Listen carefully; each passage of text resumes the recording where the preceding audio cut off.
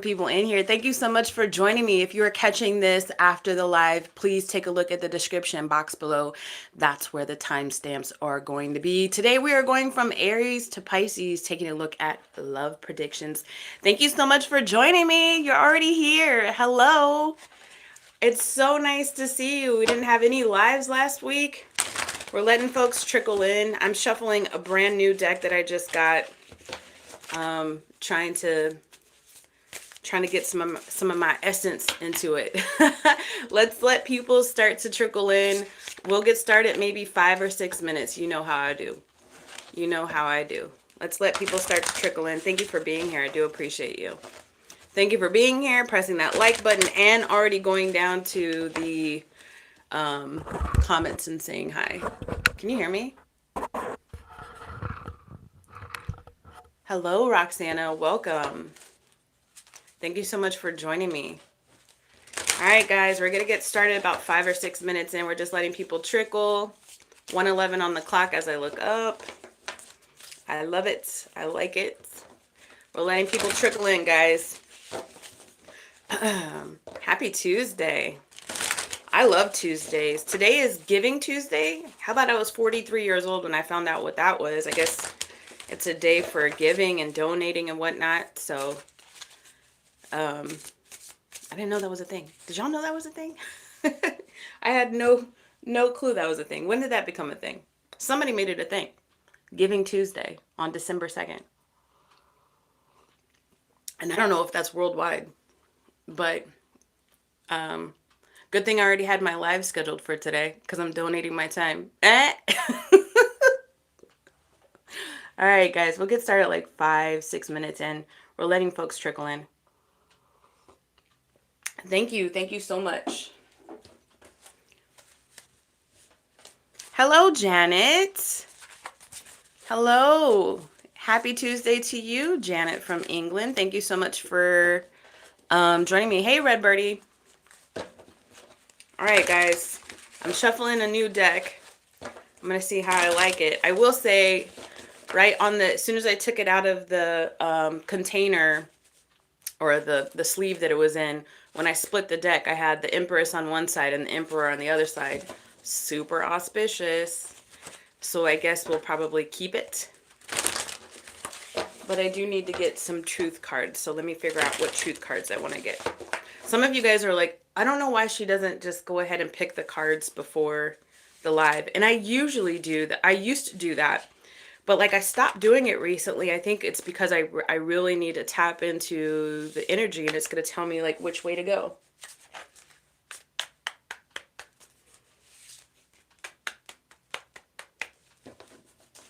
And that's what I'm doing right now. So come on in, guys. We'll get started in a little bit. Hey, the numbers are jumping up. Thank you so. Hey, Wendy Boo.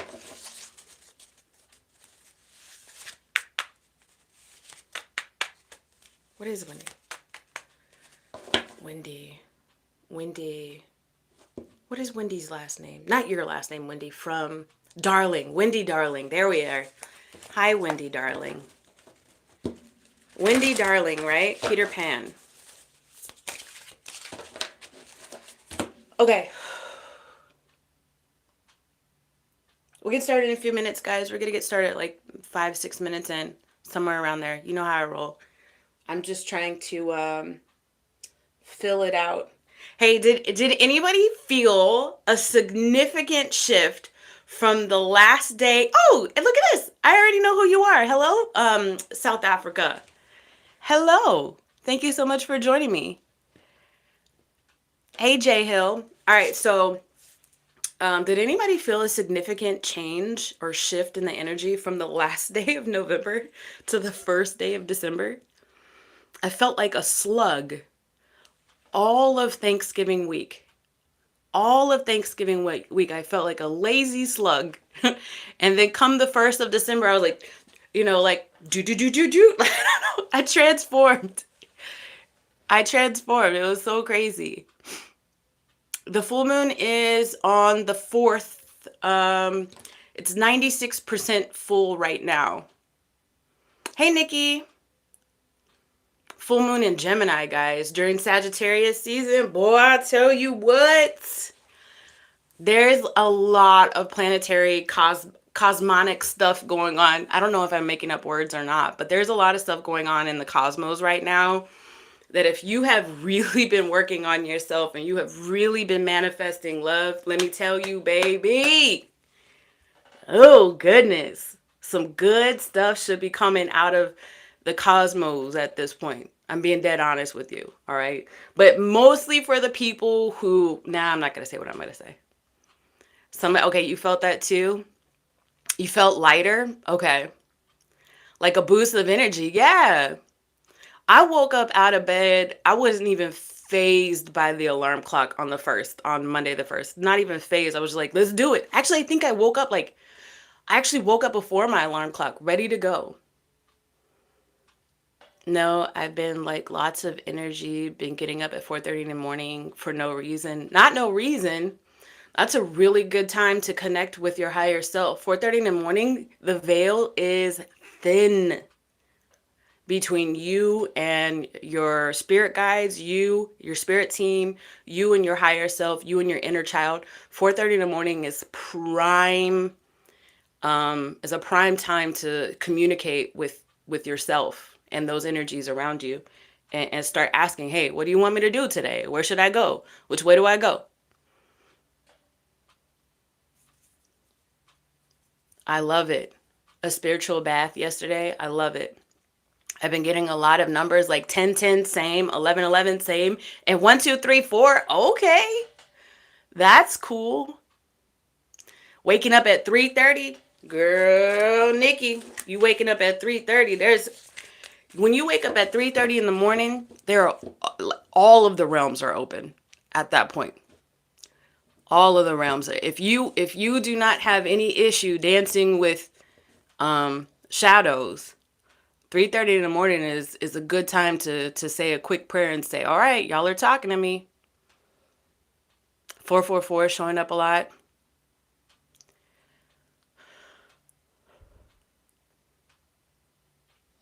Yeah. If your vessel is open and you are willing to take downloads, then those are amazing times. All right, guys, let's get some truth cards. Some of y'all are getting new people, so I'm gonna get a character deck out. Oh, I just got nervous.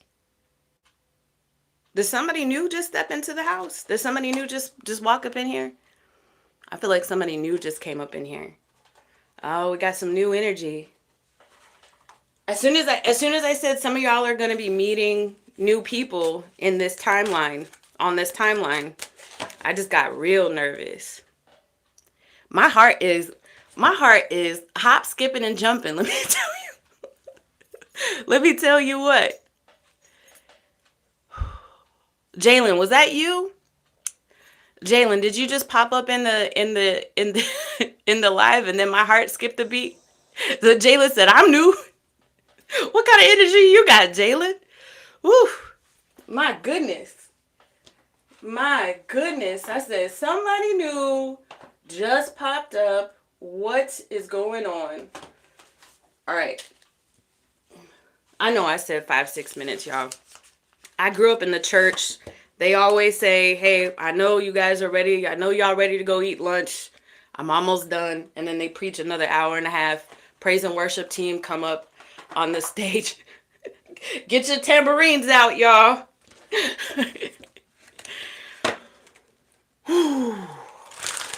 All right. Hold on, guys.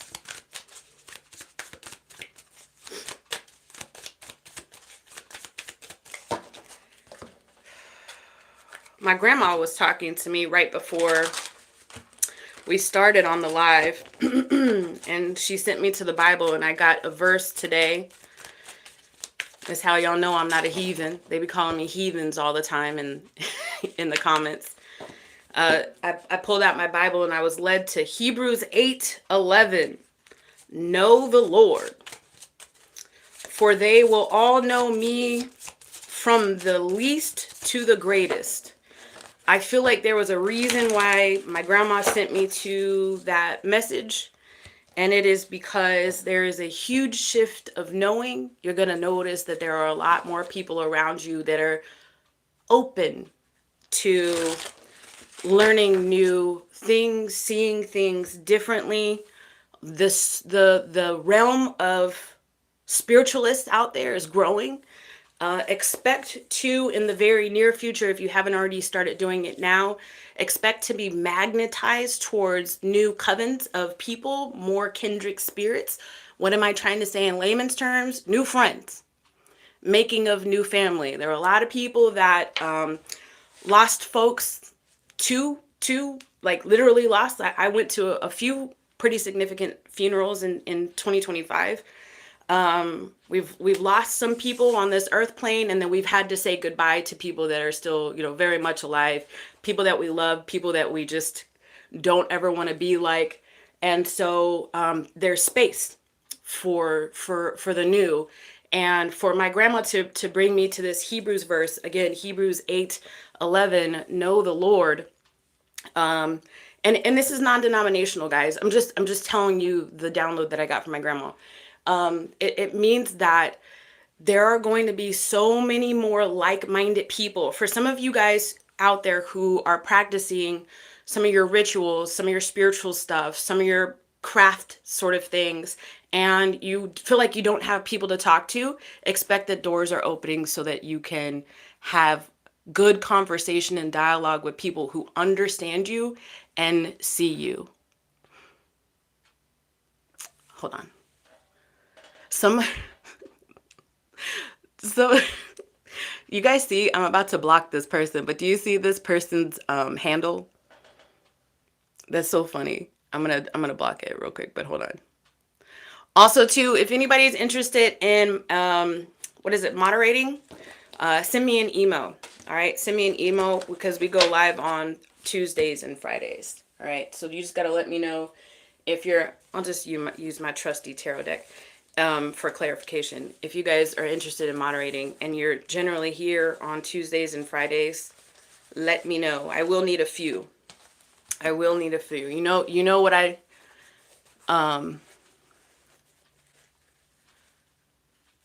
you know what I accept and what I don't accept, right? So if you're interested, let me know. Hold on. I'm already not accepting some people now. I'm blocking some folks. All right, guys.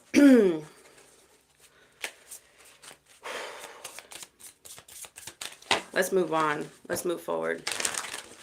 I love y'all so very much. Thank you for being here. Connecting to spirit right now.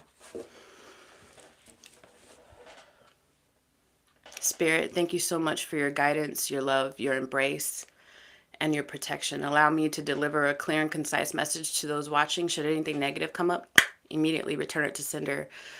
I don't want it on me. I don't want it in my household, and I don't want it on the viewer. I especially don't want it on the trolls. I don't want it on the trolls. I'm not wishing anybody anything bad. Love and light, but I will cuss you out. Love and light, but I will cuss you out. I just have to stay true to myself. How does one learn to read tarot cards? College? No. There are plenty of tarot readers out there that teach tarot courses. I don't know. Do you think I should start teaching tarot courses? I learned from myself. I didn't learn from going to a tarot course. Most tarot decks come with a guidebook, but you can read tarot cards at face value all day long. You can read tarot cards at face value all day long. The strength card says be strong, and the tarot card says, oh no. But you've got to be open. You've got to have, your aligned chakras. You've got to have an open heart and an open mind. Be open to the magic that exists in the world. You also have to have some sort of grounding ritual because you're opening doors, baby. You got to be able to learn and have discernment if you're getting some darker energy or some bright energy, right? So it's not everybody's calling, but if it's something that's calling you, then there are definitely plenty of tarot readers out there that provide tarot courses. I would love to take a Shani tarot course. Okay, noted. We'll see. I don't know. I don't know if that's 2026 in the 2026 plans just yet. But we'll see. We'll see. First quarter, I'll take a look. All right, let's go to Aries. You know me, 10 minutes late. Let's go. My dog wants to leave. Hold on, guys. Hold on. Hold on. Hold on. Come on. Come here.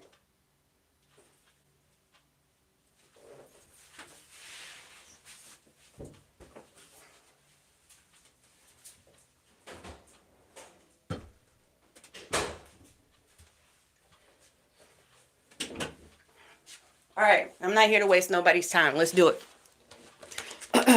Of course. 1550 sounds better for Aries anyways. Let's go.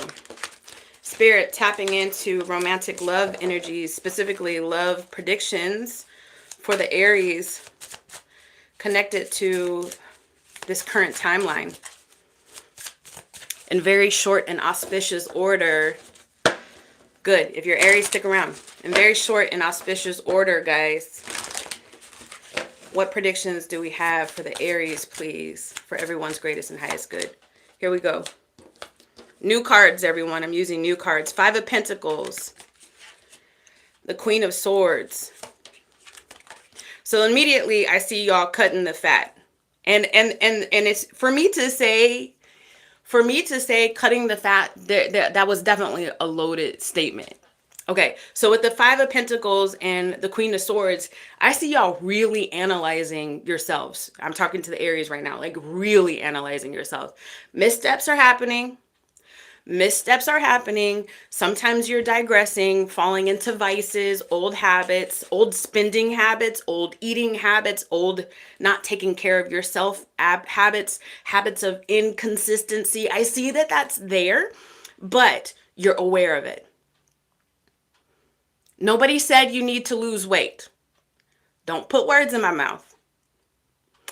Cutting the fat is a saying that is like you're getting rid of the stuff that's no longer serving you. Now, I did say that it was loaded, which means I do feel like there are people out there in the Aries community that are very much wanting to present a new aesthetic before their birthday season. Am I wrong?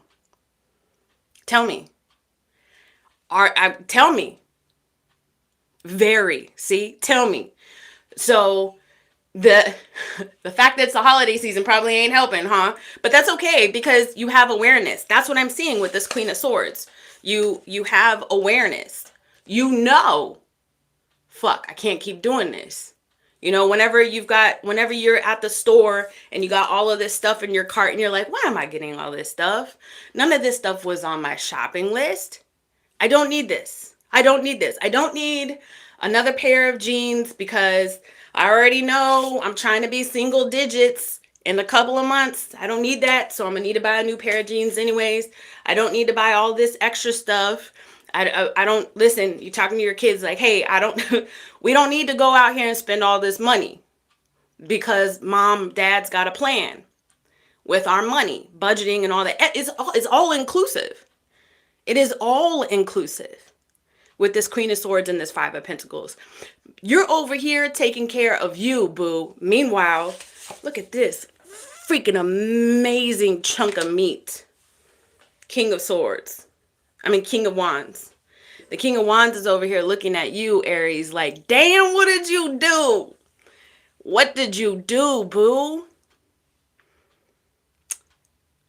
I know you look too good to be out here single in these streets. That's just what I'm getting right off of the bat. 3 of Hearts. Look at this. So there is a King of Wands in the mix of your energy who is looking at you, do your thing, trying to it's essentially like a picture this, all right? Because I get it like that's how I get my downloads. You, Aries, at the club, and I'm not saying you're at the club because I know most of us are beyond club age. If we went out, we would probably go to the lounge early or something like that. But picture this: you're at the club, you're with your homegirls or your homies, whatever it is, and there's a person. This King of Wands is across the room, just watching. just trying to figure out. But I don't think you're up there drinking. So they're like, well, can I buy Aries a drink? Is that a soda? Is that a club soda? Is that an iced tea? What are they drinking? Am I gonna offend them by sending them some liquor?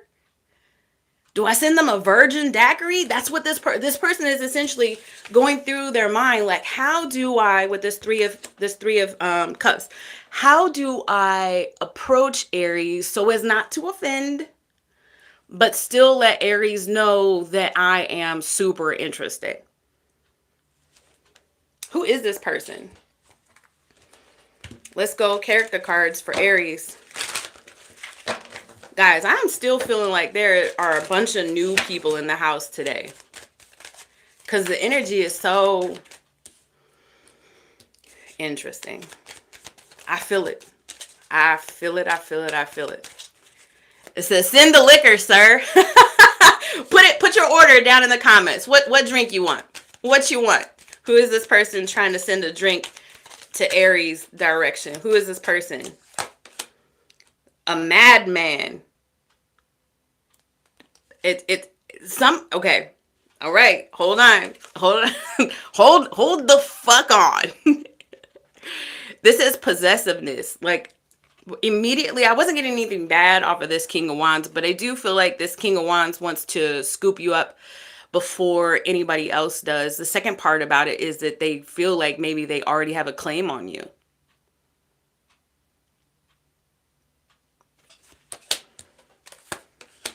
Blacksmith.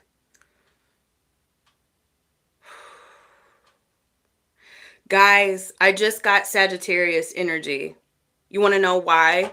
Well, first of all, it's the King of Wands. So here we go, fire sign. But then the second part about this blacksmith is says tempering at the bottom. And that's exactly what blacksmiths do with, iron and stuff to make metal shit. I'm an alchemist, but I don't work in metals. So I don't know the terms. Hold on. Farmer. And dang it. What? If I could kick myself in the ass right now.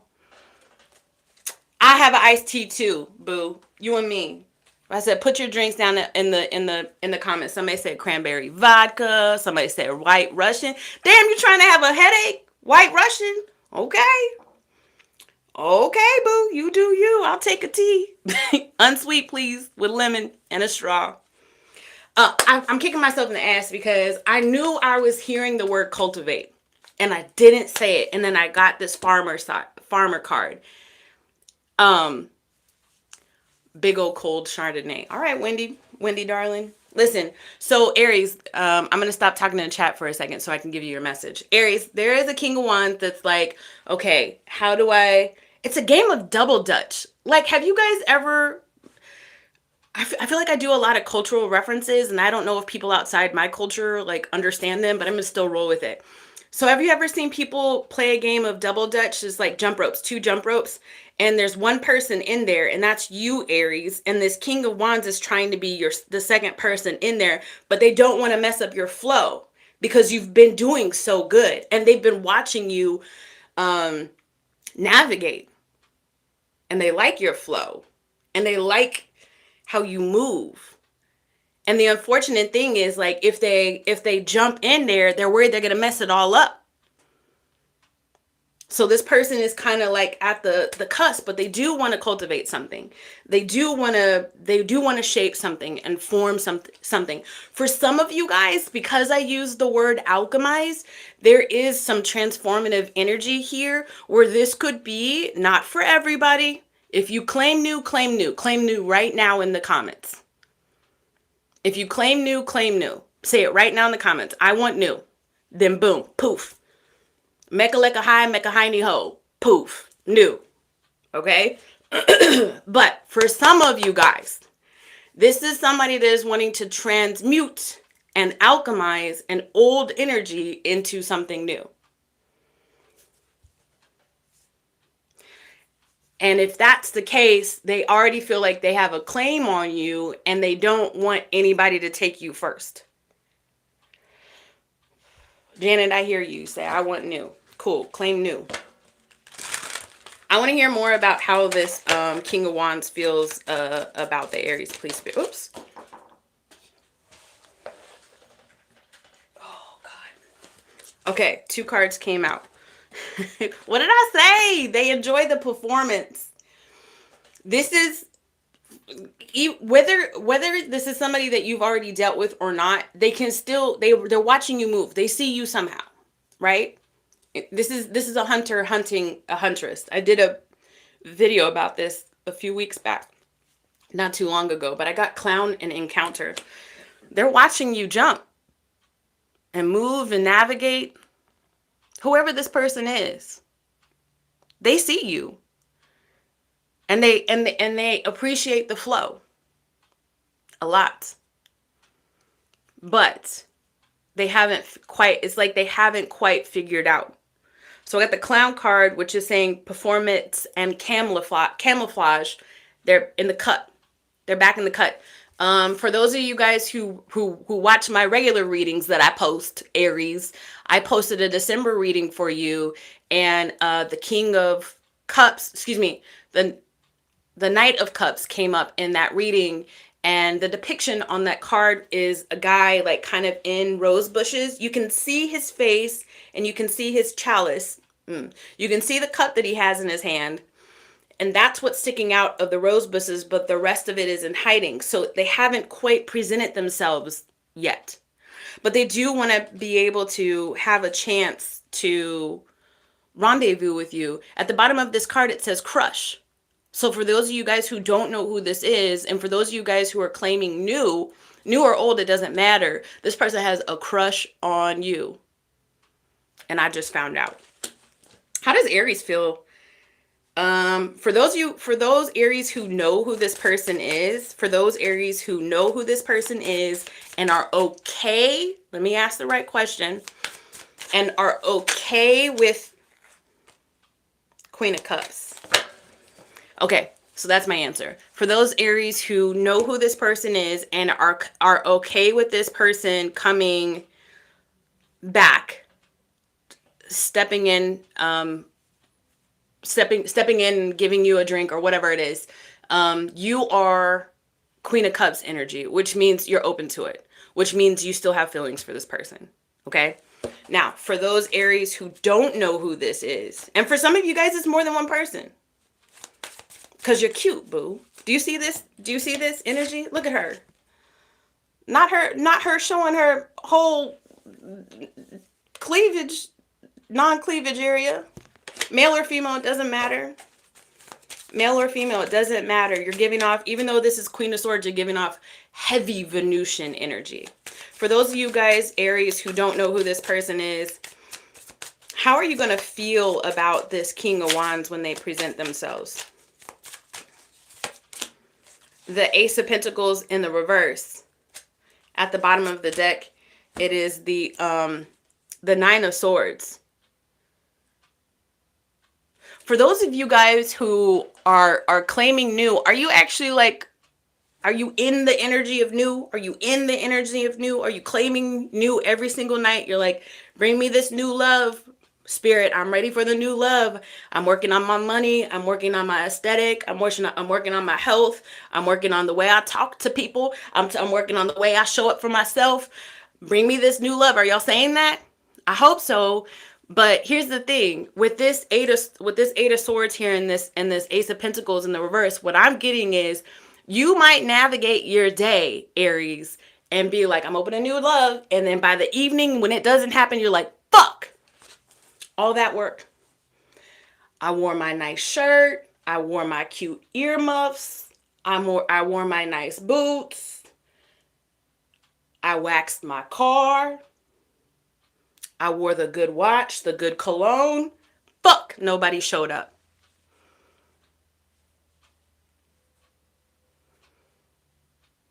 So just make sure that you are just watching your energy. Why? What's going on? What's the biggest block? Is it this person's ego? Like what is the biggest thing that this King of Wands is waiting on?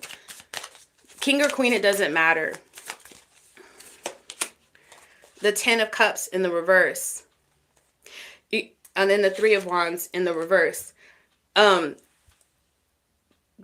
just don't. This person has some huge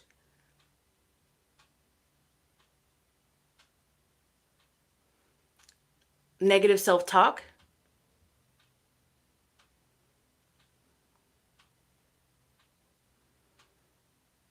Like every single time they have an opportunity to like reach out to you or have an opportunity to like this, it's not like this person is shy, but I think your light shines so brightly, Aries, that it's like, whoa, I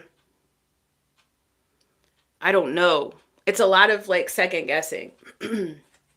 So is this person actually going to present themselves to Aries? Whether or not it's what they want or not, Spirit. I don't care about what they want. I want to know what actions, Spirit. What actions are they actually going to be taking in the month of December, please? The Three of Cups. Three of Cups twice. Put your drink orders in.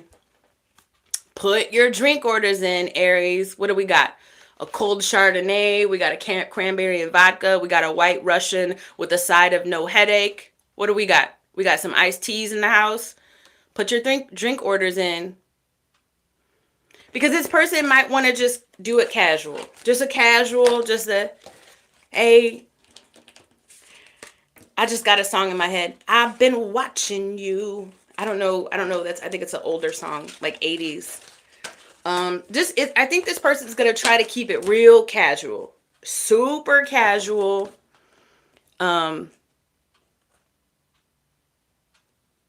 you do one of me whatever you're doing? No, baby, I'm not doing personal readings. Look at the description. I think this person's going to keep it super casual. So I wouldn't expect too much. Nor you shouldn't. You shouldn't expect shit. That's when you get fucked up. No expectations.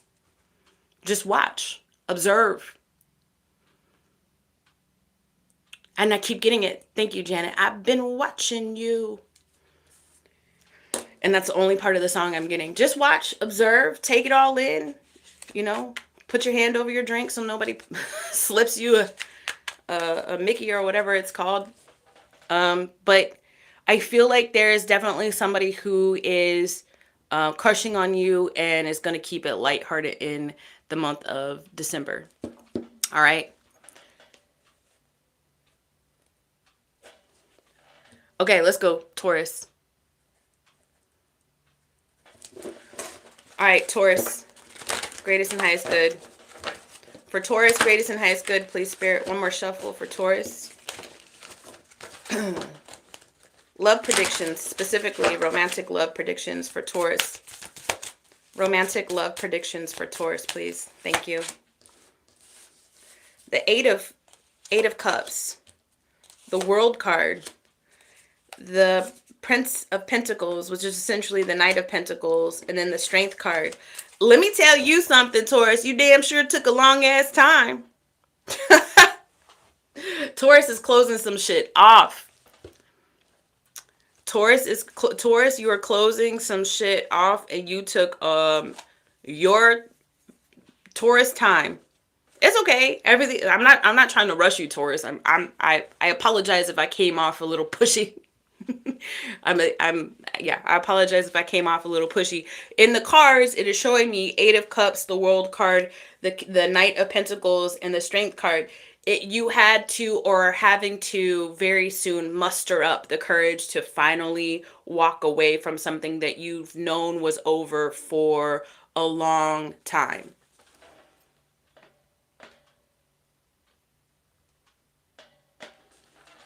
So where is Taurus heading, please, in this energy? Where is Taurus heading in this energy? The King of Cups. The King of Pentacles. The King of Cups and the King of Pentacles. That's the same person. The Six of Cups. And then at the bottom of the deck, the Hangman. So you trying to get your mind right, your heart right, and your money right. And find stability right now in your life. Is there, with this Hangman here and the Six of Cups. There could be somebody from your past that you might actually be focused on. So this could be, I could be talking to a Taurus who has been in a really long-term marriage or relationship, and it just wasn't working out for years and years and years. Maybe you did the old thing that people used to do was, well, we're gonna stay together until our kids graduate high school, or until our kids get out the house. One of those things. Boom, kids are at the house. The kids are old enough. Maybe you had a conversation with one of your kids and was like, Dad or Mom, y'all aren't happy. Y'all argue all the time. I'm old enough to take care of myself. Get a divorce. Move out. I'll be okay. I'll come and visit you half the week, and half the week I'll be with Mom, or whatever it is, right? I do feel like this is very specific, but I do feel like it's definitely somebody's story.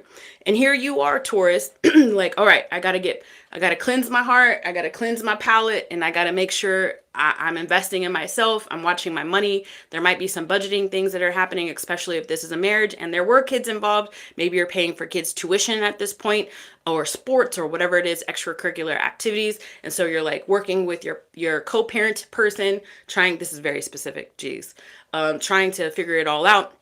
But you are figuring it out. And while you're doing all that, and your active day to day, behind it all is somebody from your past with whom you can't escape the energy of.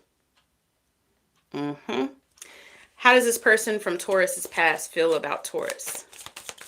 How does this person from Taurus's past feel about Taurus right now? Six of Wands in the reverse, the Eight of Wands the 10 of Wands in the upright, the Eight of Pentacles in the reverse, and then the King of Wands in the reverse. I'm gonna be honest with you. I feel like this person, maybe this is somebody that you've talked to on like a somewhat normal basis, or in the past you've mentioned to this person just like as a side sort of thing, and it really wasn't. It was 100% manipulation of the energy. And I'm not saying that's bad. It's just that, maybe your subconscious put it out there, but you kind of dropped a little hint like, hey, me and my partner are not happy. I'm not fully satisfied in this relationship. So you dropped a little seed of knowledge. This was a while ago, or the last conversation you had, or something like that. That's what I'm getting. This is very specific, and it sounds like a personal reading. But this person's like, yeah, right. Like Taurus is ever going to leave that person. Not necessarily holding space for you, Taurus, not necessarily holding space for you, but just being like, yeah, Taurus is not ever going to release that burden. So I don't feel like they're specifically focused on you, to be honest with you, Taurus. How do you feel about this person? How do you feel? How does Taurus truly feel about this person, please, Spirit? The Moon in the reverse. So the Queen of Pentacles in the reverse. Like, you just think about them. It's just like a thing that you think about. Maybe because the Queen of Pentacles in the reverse and the Moon in the reverse is telling me, like, when things kind of quiet down in your mind, because you got so much stuff going on. You got too much stuff in your energy to even try to pretend to have another relationship right now. But whenever you're trying to console yourself when things are super heavy or sad, or even when things are quiet, this person comes up in your mind. This person comes up in your mind, Taurus, and you think about them, kind of reminisce over the happy memories. It's a soothing mechanism that your mind does. Now, by me saying that doesn't mean that you don't truly have feelings for this person. I'm on Taurus.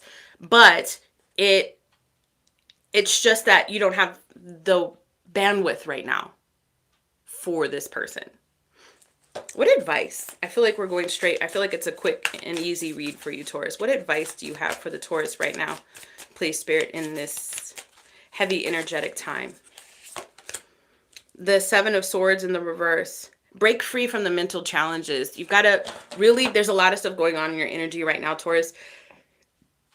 And I do want you to know that the astrology matches up. Like, this is something that, would likely be happening once you woke up to what your spirit tribe, the universe, God, and source had been trying to get you to do for a while. So it makes sense. And also, you're not the only Taurus that's going through this. You're not alone. You're just like, you're catching up with a lot of other folks that have already done this in the last couple of years, but specifically in 2025. Mentally, it's a lot to take in. So pace yourself. Don't try not to overextend yourself. If this is a season where you need to call in help, call it. Call in a therapist, call in a coach, call in a priest, a rabbi, a bishop, whatever it is. I mean, I don't, whatever it is. But but don't lie to yourself. If it's okay to not be okay. Somebody said, I love your tattoo. Thank you. It says my bliss. My bliss. It's okay to not be okay, but it's terrible to not be okay and not seek help, whatever that might be. And if you're not okay with like going to therapy and all the other stuff, then every day I would encourage you to have ritual where you're, have some quiet time for prayer, have some time for meditation, for stretching, eating as healthy as you possibly can, sleeping as much as you possibly can. Sagittarius is coming. I'm on Taurus right now. I'm going in order, Aries to Pisces. But it's essentially time to take care of your mental load right now, Taurus. All right. Spirit is acknowledging that you're actually where you're supposed to be. Let's go to Gemini. Gemini 4111. 111, Gemini 4111.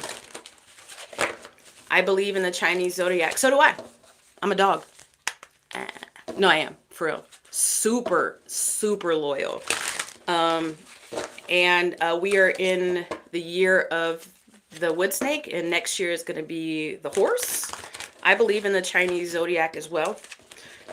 It's just that I'm using Western astrology right now.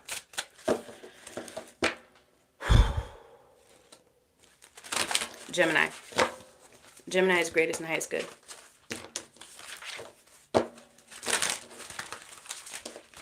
One more for Gemini, please.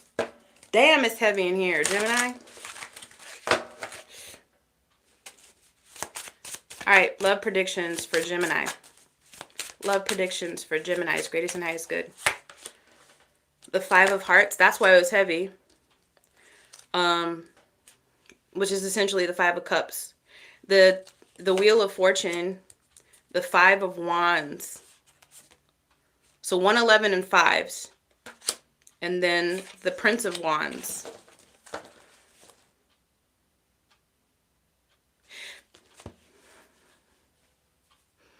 You're fighting yourself on this, aren't you, Gemini? What is Gemini? May, June? No. Yeah, May, June. You're fighting yourself.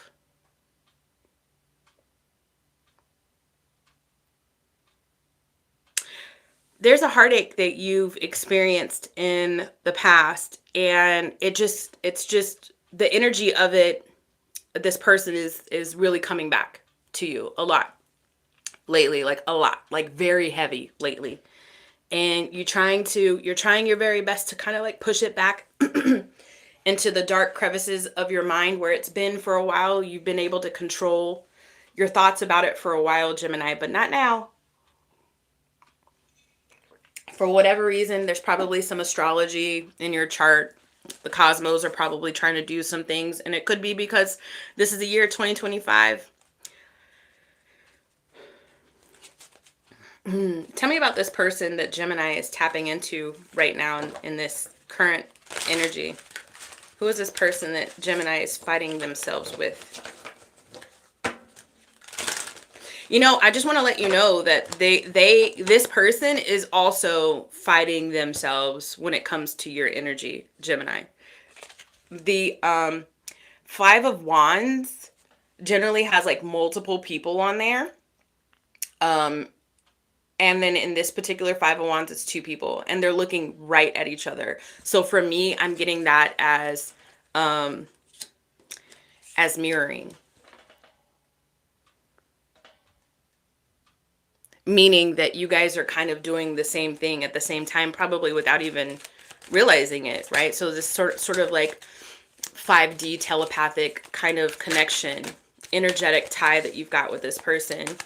Tell me more about who is this person that Gemini is connecting to. For some reason, I want to know. Bartender. Oh, sorry, barber. It says barber. So something about this person's hair is very significant. Like maybe they've got this long, voluptuous mane of beautiful curly hair. Hello. Or they just are very, um, like I feel very Venusian, like because somebody that's got very heavy Venus placements in their chart, or they're gonna take care of themselves. You know, when their mind is right, when they're investing in themselves, they invest themselves. They look good, they smell good, kind of giving real like Queen of Wands sort of energy with this barber stuff here. But also too, like there's this thing about this person and trying to trim away energy that it doesn't like serve them.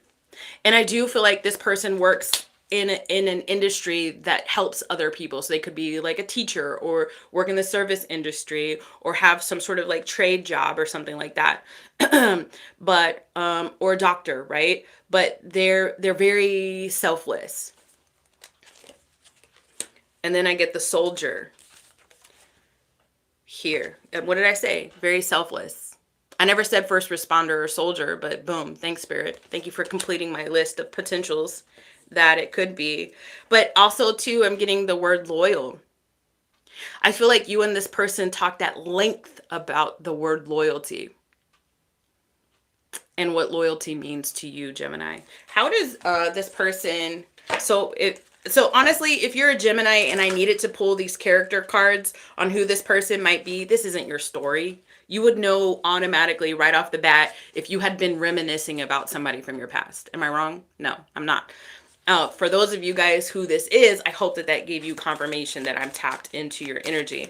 How does this person truly feel about the Gemini right now as I'm tapping into their energy? Unforgotten. Forgotten person. They feel like you forgot about them. Maybe you blocked this person. Maybe you left this person on red, Gemini. It says past core old friend. See confirmation that this is somebody from your past. But they feel like you've just left them out. Not out in the cold, just you're like just not even bothered by them. If they were a fly on the wall as I'm giving this reading to you, Gemini, and if this was like a personal reading and you're actually sitting across from me, they would be flabbergasted to find out that you still reminisce about them. They'd be like, wait, what? I would have never known. How does Gemini actually feel about this? Because it's the Five of Wands, so it could be conflicted energy. How does Gemini actually feel about this person? Clown. Damn, Gemini!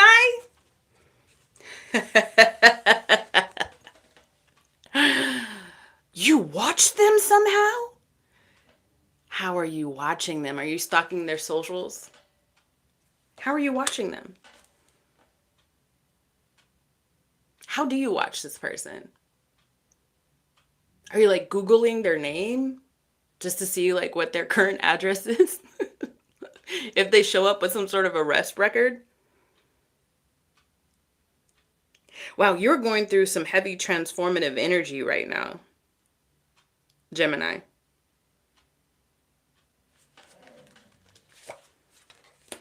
Hidden truth. What did I say? You're going through some heavy transformative energy right now. And no wonder they would be confused that you are still thinking about them. So what is it that you're wanting from this? Because I do feel like you're a little conflicted, and I see that dark sort of energy in that clown card. But what is it that you're wanting? Now that this person has presented their energy to you again, Gemini, what is it that you're wanting from this? The Eight of Swords in the reverse, open to a new perspective, the Justice card in the upright, the Emperor card in the upright, and then the Queen of Wands. I said Queen of Wands earlier, didn't I? Look at that. And then the Hangman at the bottom of the deck. I said Queen of Wands earlier. I stand on that. I know I said it. Let me tell you something, Gemini. You want something with this person. Let's be honest. You want something with this person. I said Queen of Wands with this Barber card. I said it. Y'all know I said it. Why am I so stuck on that? I don't know. But I do feel like with this Eight of Swords here and then this Hangman here as well. I do feel like you have delayed coming forward to this person for so long. And now at this point, you're like, you know what? Fuck it. Hold on. This Justice card, please. Yep. You know what? Fuck it. I'm going to say something. You know what? Fuck it. I'm going to say something.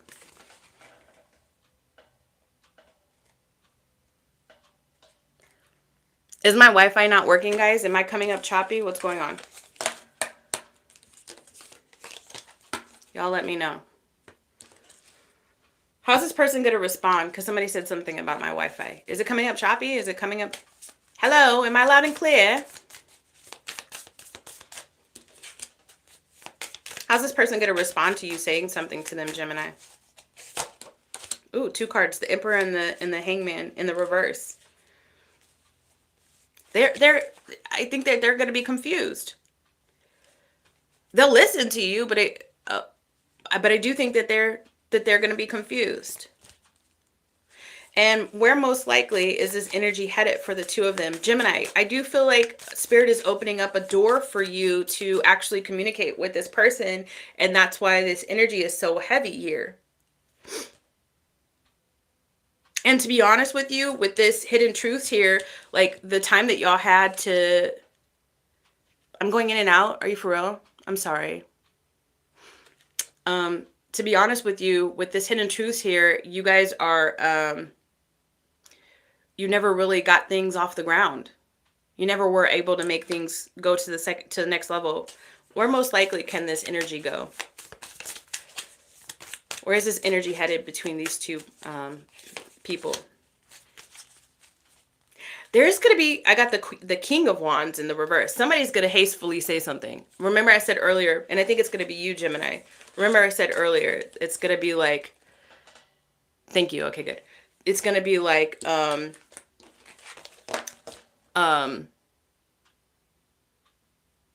think you're going to be like, you know what? Fuck it. If you drink, Gemini, I don't know. I doubt this is for everybody. But if you drink, Gemini, and you tend to reach out to exes when you drink, that's when it's going to happen. Late night or something like that. If you don't drink, Gemini, it's just going to happen when you get to a point of like no return in your mind. Like it's going to be impulsive. And they're going to take some time to digest it all. All right, let's see. Cancer. Up to you, though. You do you, boo. All right, Cancer. For Cancer's greatest and highest good. Let's see what just flew out.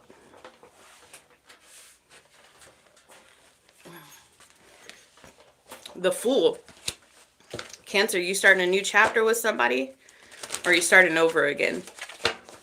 Or do you feel foolish because you decided to go started another cycle with somebody? Is that what it is? For Cancer's greatest and highest good. Hold on, let's shuffle. Because it came out, but I know it's significant, so we're going to use it. All right. Guys, I thought somebody was being cheeky, and I hid them from the channel, and they were just telling me that my Wi-Fi was going in and out, and I feel bad. Sorry, person. Sending you love. All right. Cancer. Cancer, that's your story. You cut somebody out. Cancer, did you just recently cut somebody out and you felt bad? And did you have a choice between 2 people? And you didn't choose the one that was going to be challenging. You chose the one that was easy. Like the one that was already in your house. Like the one that was already around you. And then you're like, sorry. Did you ghost somebody?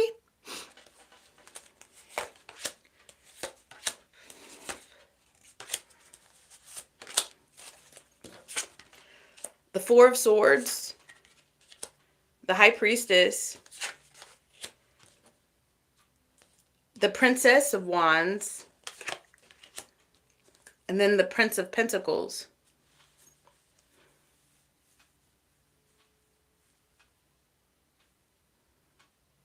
It was all too much. It was too much of a mental strain. So you're choosing to stay in the place that you're at right now because you just need to like collect your thoughts.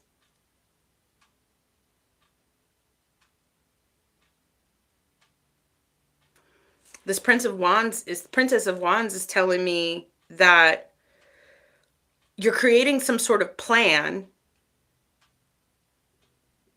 but it might be too late.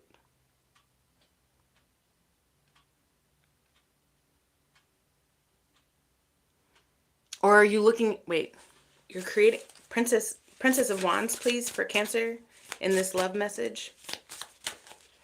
Because you're reading something. There's some sort of document that this person is reading. The Prince of Swords. Gemini kind of energy. At the bottom of the deck.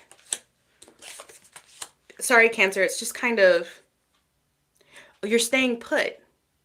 You're staying put in a connection, but at the same time, are you guys looking at like contracts or something? Some sort of contract or a lease or something.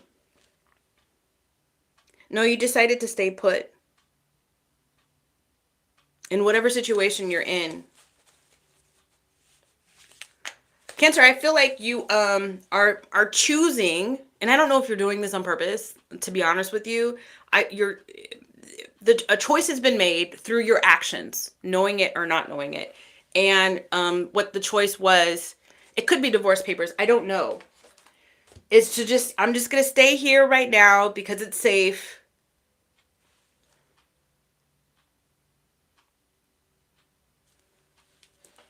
Yeah, that's what it is. I'm just going to stay here right now because it's safe.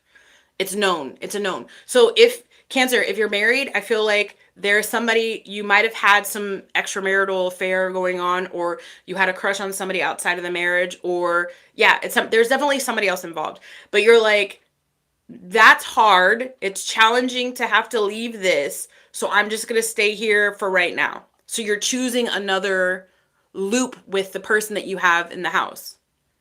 If you're not married, then make it fit. If this is your storyline, you already know it's your storyline. Take it how it resonates. But for those of you guys who are cross watchers and you're dealing with the Cancer, they've made their choice. And it's just easier for them to stay where they're at. That's just what I just keep getting. It's just easier. But there's some sort of contract that this Cancer is looking at. Maybe it's like some sort of work contract. Like I said, a lease. Maybe like buying a house or something. But if you take a look at this, see how she's looking at a piece of paper here? You could be like trying to evaluate some plan. Did I make the right decision, Cancer? How does the person, I just shuffled some cards that aren't. How does the person that Cancer is choosing to stay with, how does that person feel about the Cancer? If they're being completely honest with themselves and no walls were up, for everybody's greatest and highest good. Keep silent. Coercion. Oh, I think that they know that you had eyes for somebody else, but they won. So they're not going to say anything. Wow, was this an open relationship? I don't know. It seems messy. It does. Because even if it wasn't an open relationship, this other person, Cancer, like knows that you haven't been the most loyal to that particular connection. How does Cancer feel about that person? If they're being completely honest with themselves, no walls were up, for everybody's greatest and highest good. It says street exhibit. Are you trying to delete all of the messages that you had on your phone, all the evidence that you had on your phone? This is my telephone card. This is my cell phone card. Trying to look like everything is pure, copacetic. Everything's good. Everything's clean over here. Don't look over here. Something like that. That's what I'm getting, like a data reset. How does this third party feel about the Cancer if no walls were up, if they are being completely honest with themselves? And me, look, messages. Look at messages. You were texting some. You were texting somebody else. Yes, you were. Okay, cool. Then take it as it resonates. Take it as it resonates. Take it as it resonates. I just had confirmation in the comments that said that they were the one that thought that somebody else in the thing in the relationship was, you know, had eyes for somebody else. Take it as it resonates. Take it as it resonates. If the roles need to be turned and reversed, let it be turned and reversed. Yes, there were messages exchanged, for sure. Yep. How does Cancer feel about this third-party person? If they were being completely honest with themselves and me and no walls were up for everybody's greatest and highest good. Affair. Boy, I'm done. If I stopped, hey, let me tell you something. If I stopped at the Cancer reading, would you guys think I was legitimate? If I just stopped at the Cancer reading, just done. I'm done, guys. No more lives. Would you guys think I was legitimate? I am. I'm trying to tell you, I'll be tapped in. Ooh, Jesus. What advice do you have for the Cancer? What advice do you have for the Cancer? I said messy. What advice do you have for the Cancer? What advice do you have for the Cancer in this situation? The Ten of Swords in the reverse. You gonna clean up on aisle, Cancer. You narrowly escaped that bullshit, Cancer. This is narrow escape. You narrowly escaped that shit. You better count your blessings. Narrow escape. You better, honestly, this other person that's keeping silent, I don't know. Like I legit have somebody for those who it's a Cancer, I'm talking to the Cancer, and you have another person who's keeping silent.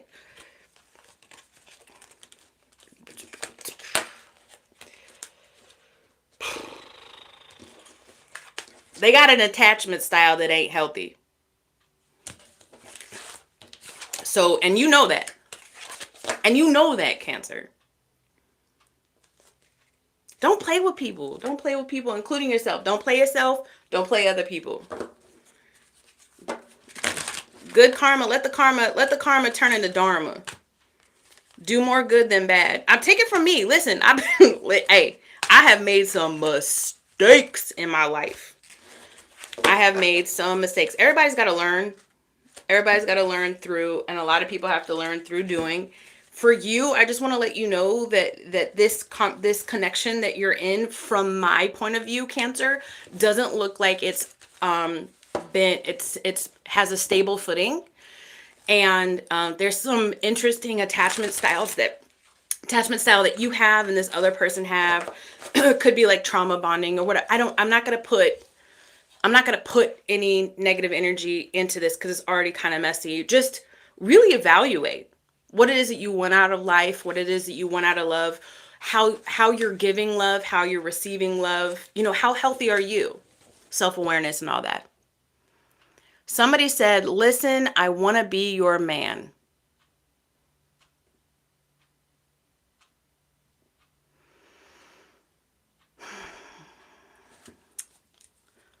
Leo. Moving on to Leo. All right. For Leo's greatest and highest good. For Leo's greatest and highest good. Hello. Somebody said, hey, ma'am. Hello. For Leo's greatest and highest good, please, love predictions. For Leo's greatest and highest good, for whatever reason, I'm wanting to say sun, moon, rising, or Venus. Well, Virgo is next. We're on Leo right now. Here we go. Somebody said, that's not the response I had in mind. Honey, I don't know you. And who even said I was single?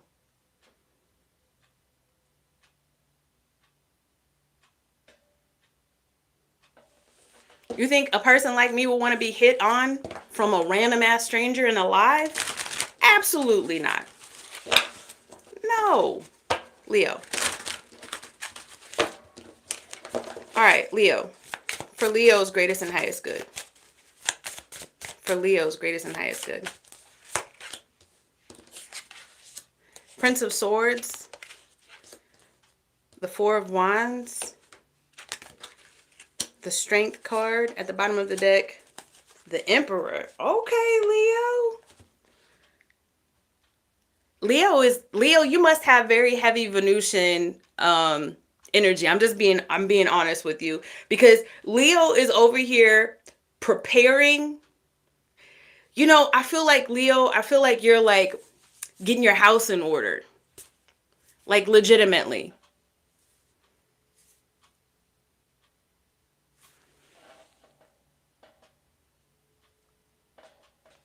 I feel like you're getting your house. I feel like I'm talking to a Leo who knows here pretty soon that you're going to have somebody over at the house, and so you want to make sure your house is in order. Like, you know, you're like sprinkling the Arm and Hammer powder on the rug, letting it marinate. You're going over there and you're not just washing your dishes, but you're cleaning the entire counter, moving the microwave out of the way, making sure there's no crumbs underneath your espresso machine, cleaning out the window seals. I feel like you're going above and beyond because you're expecting, and I don't know if you're doing this on purpose. You could be spirit-led in this energy. Thank you. You could be spirit-led in this energy to, hey, like it could be spirit or God in your ear right now, like, hey, Leo, you know, we're gonna have somebody over at the house here pretty soon, so you better make sure.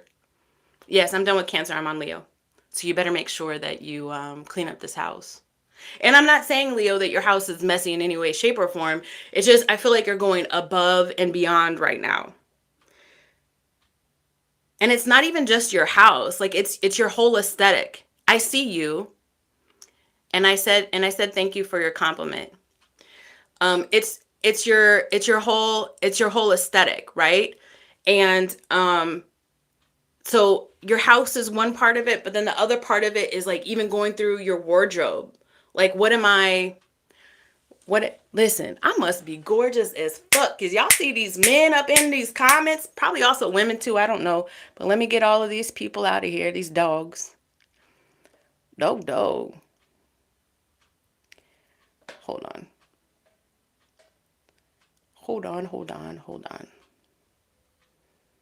Guys, I'm a professional. Somebody said they're new. Hi. Yeah, Leo's getting ready. And they're looking good, smelling good. They're making sure that their outfits. I honestly feel like Leo is about to step out and catch them a new thing. Or a boo thing. All right, what's the love prediction for Leo? I just see the setup right now. That's what I see. But what's this love prediction? What is Leo preparing themselves for? It's you're preparing your house, your home, your vessel, everything for Leo's greatest and highest good. The King of Swords in the reverse, the Five of Swords in the reverse. I don't like the King of Swords. The Six of Cups in the upright, and then what is that? The Seven of Wands in the reverse. You're giving up an old attitude. I got a new attitude. Ooh, ooh, ooh, ooh, ooh. Let me make sure this isn't you, though. Who is this King of Swords in the reverse? Because I damn sure do not like the King of Swords in the reverse. The Six of Okay, all right. The Six of Wands in the reverse. Leo, there's this air about you. I'm gonna be dead ass honest. This is just what I'm seeing in the cards. Take it as it resonates. If it needs to be flip, turn, and reverse, flip, turn, and reverse it. All right, you're an adult. I'm an adult. But what I'm seeing right now in the cards is you used to be a little bit of an asshole, didn't you, Leo? You used to be quick to react. No more. There's this zen about you. You've got some grounding happening. You've got some ritual happening. You've got some self-awareness happening. Not anymore. Leo said not no more, because it just didn't work for you. So who is this person that's coming in that you're preparing for? I'm still getting more continuation messages. I do see the Six of Cups here.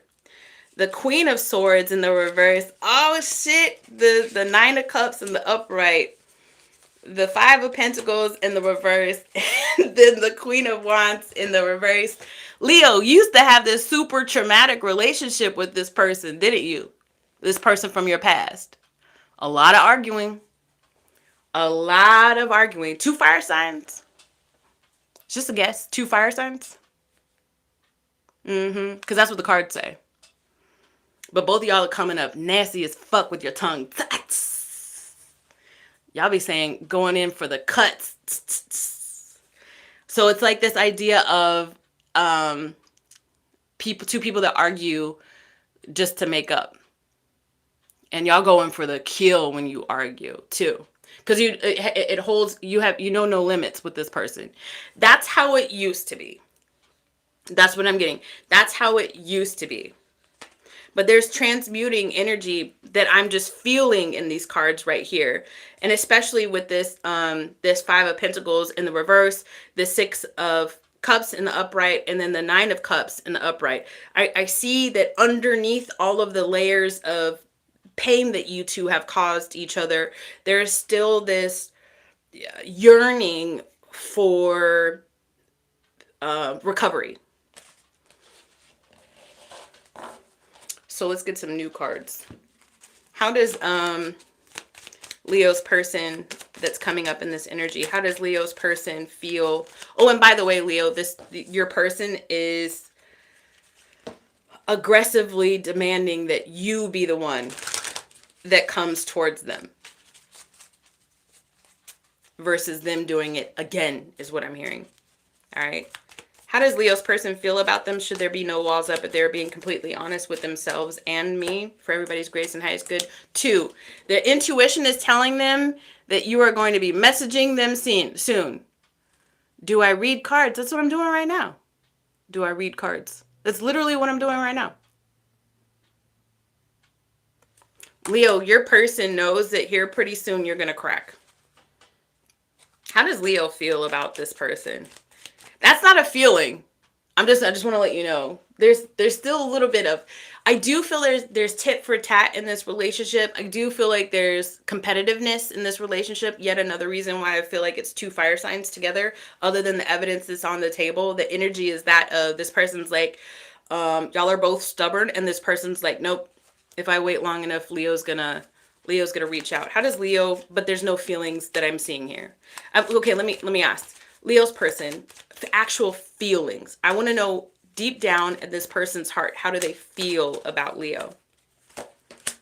Sunset, lost loved one, memories. There's sadness. No, I'm not doing personal readings. Take a look at the description. I'm on Leo right now. There's sadness here. And as much as this person's ego is telling them that eventually you're going to reach out to them, the longer and longer it takes, the more and more it's like, oh, fuck. Maybe Leo isn't like losing hope. And if this person is a fire sign, unless there's some sort of crazy energetic tie, like you guys are twin flames or soulmates that are meant to come back together. If this person's a fire sign and is like generally this kind of bullheaded, they might lose interest. I'm just going to be honest with you. How does Leo feel about this person if they're being completely honest with themselves and me with no walls up? For everybody's greatest and highest good. Empty room. Oh, you missed them. Rose, passionate love. Yeah, it's this passion. I'm going to pull a third card. Drinks. I'm getting real 3 of Cups off of this, Leo. Leo, do you have a crush on an Aries? Leo, do you have a crush on an Aries? Because I'm getting real 3 of Cups vibes off of this. And then Aries got 3 of Cups twice in their reading. All right, but y'all have some stuff y'all need to work on. You know it's true. Hold on, let me go get my dog. Y'all have some stuff you need to work on. So there's some things that you need to acknowledge in this connection, Leo. Hold on.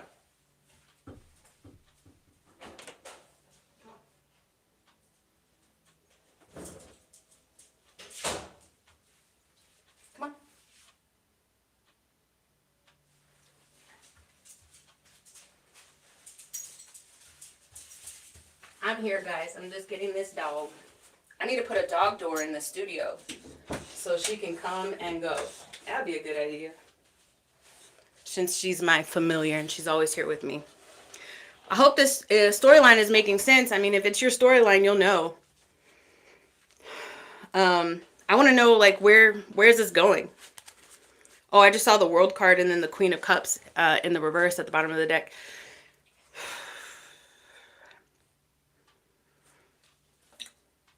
Let me pull some cards. It's interesting because the energy in December is so kind of up and down with communication. There is opportunity, Leo, in the energy of December to have really deep energetic connections happen in real life, like manifest in the 3D reality. But you have to be mature enough, and so does this other person. And there has to be reciprocation, and there has to be conversation, and an understanding that no connection is perfect, and you might still hit obstacles and walls along the way. But if both of y'all are committed to making something healthy happen, then utilizing the energy of December could definitely work in your favor. But the way the cards are showing up, there's more cards in the reverse than in the upright. But the ones that are in the upright and then the one that's in the reverse that's giving good meaning or giving positive vibes, if you will, it doesn't outweigh the things that need to be addressed. The good does not outweigh, the positive potential does not outweigh the good that needs to be addressed. So this person is telling me that they want you to come forward. Do you have plans, Leo, on coming forward? What do you want? What intentions do you have? What is Leo's intentions with this person? The Justice in the reverse.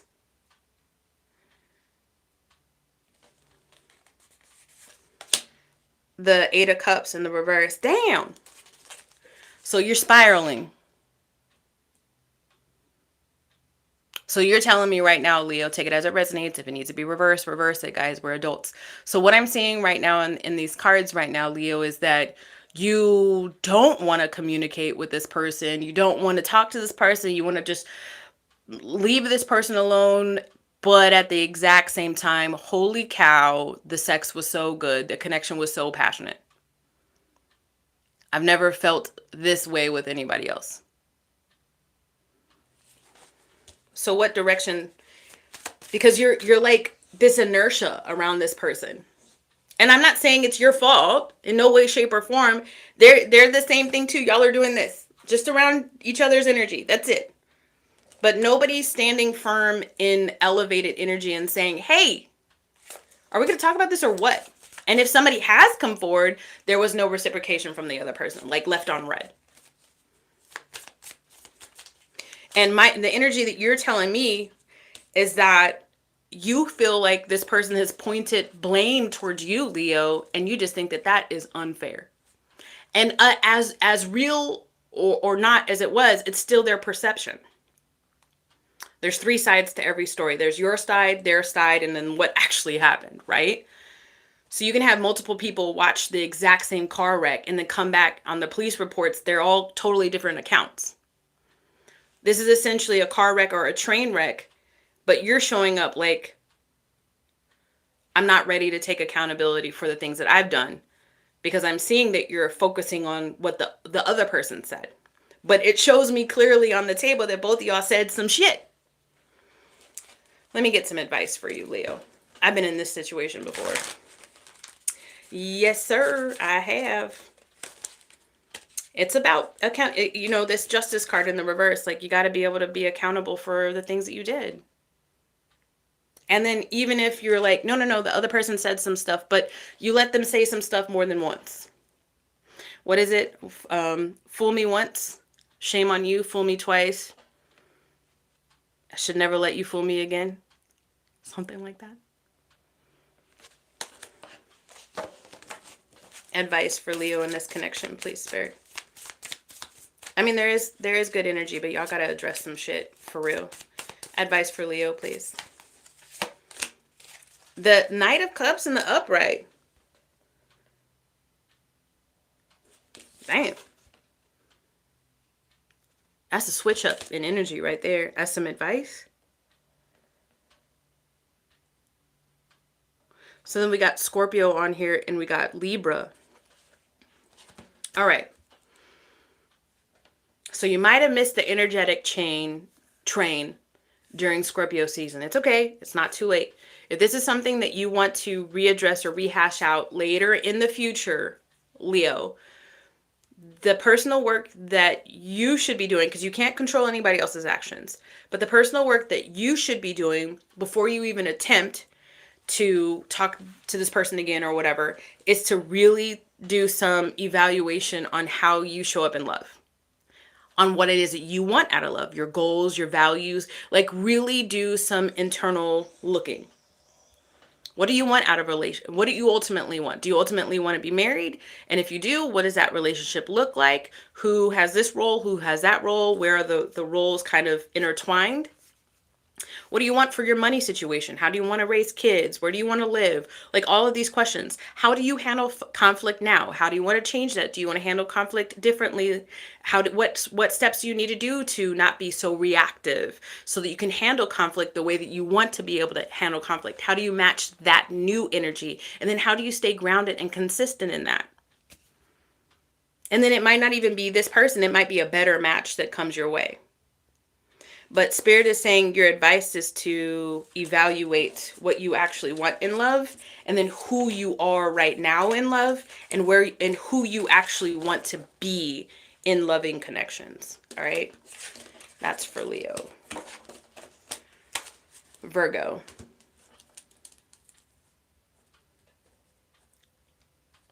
Virgo, 121.44 for Virgo.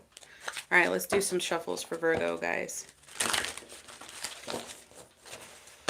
Virgo. Thank y'all so much for coming. I feel awkward because nobody's saying anything in the comments. Yeah, y'all know y'all be live. I'm over here. Oh, there we go. Hey, oh, they're alive. Praise God. All right, Virgo. Virgo. For Virgo's greatest and highest good. Love predictions. Romantic love predictions for Virgo, please, Spirit. The Empress.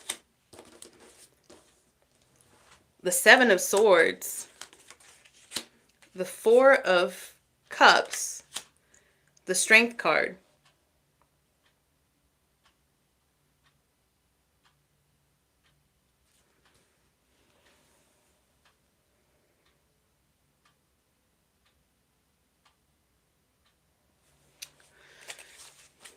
This is a interesting situation. I already know what it is. But Manuel, thank you for the compliment. I just prefer to go by Shawnee. The spelling of my name is on my channel. Virgo. Damn, this is an interesting situation, Virgo, that you're presenting to me right now. So there is a passionate connection that you're sorting through energetically, because the way you were presenting before was that you were betrayed. But now, mentally, you are seeing that in order for you to be betrayed by somebody else, there had to have first been a betrayal to yourself. Like something that you ignored, or something that you let go on too long unchecked, or a way that you present yourself, or something like that. Okay, but now you're like, so Empress, the Seven of Swords, Four of Cups, and then the Strength card. But now you're like, okay, so I've evaluated that situation. You're like, okay, that's what it is. That I see it for what it is now. I see it clearly now. And then I'm getting this idea of I'm ready to move on, though I don't feel like you are. With this Strength card at the bottom of the deck and this Empress card, I don't feel like you're on the prowl. I do feel like you are heavy in the manifestation. Wow, this energy is so like you're calculated. Oh, it's Virgo. Okay, I get it. Duh. You're being so calculated in how you walk this tightrope of love. In that you're trying to go with the flow of the divine, whatever it is that the divine has set out for you. You're allowing that to happen without putting too much of your input, although you've already made your order. You've already said, I want this in a partner, this in a partner, this in a partner. This would be my ideal love situation. But you're not trying to like push it too hard. It's here and it's strong here, but you're not trying to push a very specific narrative, although you can't help it. Romantic loving energy. Love predictions for Virgo. Love predictions for Virgo, please. Greatest and highest good. The King of Wands in the reverse. The Queen of Pentacles in the upright. The Two of Pentacles in the reverse. Yeah, the Hierophant in the reverse. Okay, so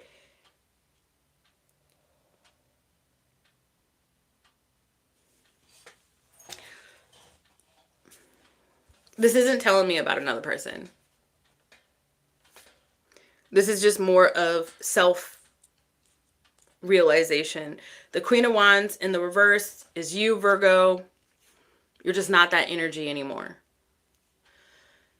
You're done. You're not out here trying to play the field. You're out here trying to catch yourself a husband or a wife, a very committed relationship, a super solid relationship, because you know exactly what you bring to the table now. You know that you've done the work. But, and there, it's not a big but there is a but. There's something about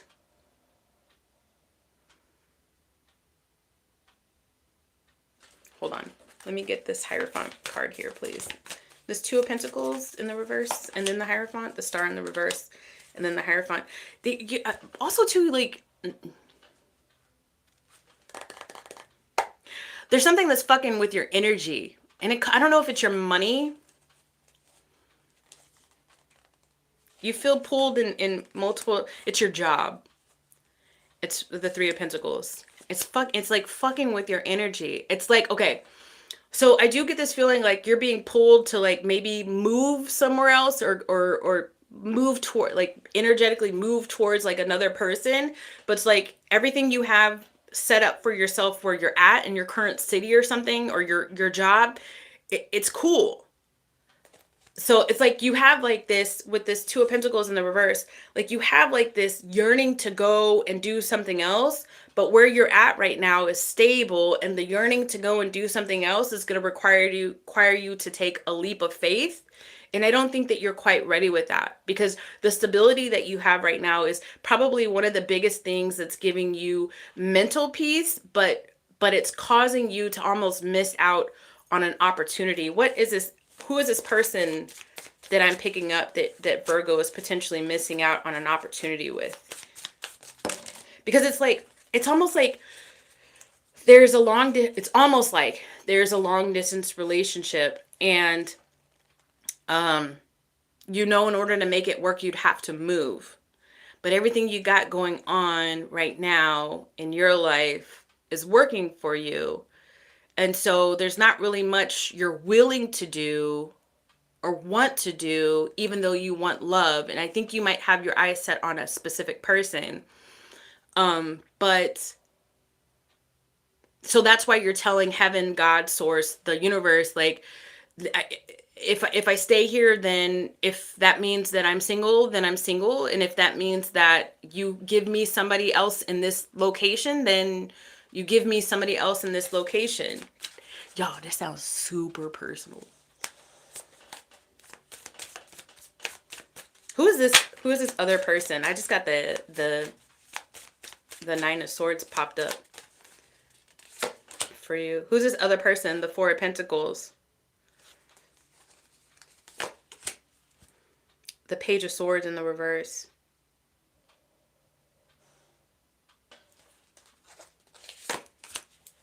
The the Nine of Cups in the reverse at the bottom of the deck. The Moon card. It's a secret. And you don't want me to unlock it, Virgo. The Four of Pentacles. The Nine of Swords. You want me to shut the fuck up about this other person. Okay, powerful priestess, I see you. Every time I do a Virgo reading, I feel your aura, your majesty. All right. It takes one to see one. Cool. You don't want me to dig too deep on this person? That's fine. This is your little Pandora's box you don't want me to open up? That's cool. I won't open it up. But I will get you some advice. Let's do that. Let's get some advice for Virgo, my fellow magical being. This is why you're so open to things are good where you're at. And you're like, whatever it is, it is. God knows me. God knows my heart. They're going to give me what it is that I want and I need. They know I want a partner. Whatever. Advice. The Eight of Swords. This is you doing it to you. God. Everything I just said.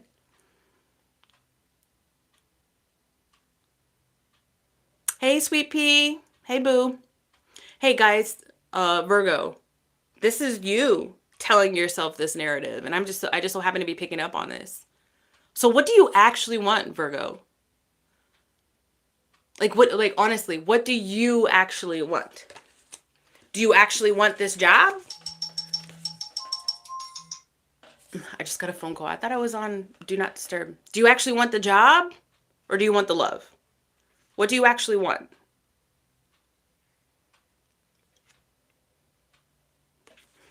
I feel like you need to. You're like, I got this nice house or this nice apartment, this nice flat. I got this nice job. I got, my cars are all lined up. I got a good garage. I feel like you got all this stuff, right? But let's say Virgo stays in this where they're at. Let's say Virgo stays where they're at in this current job. How does love, or does love, true love, or their next best loving partner actually present themselves where they're at in the current energy? The Five of Swords.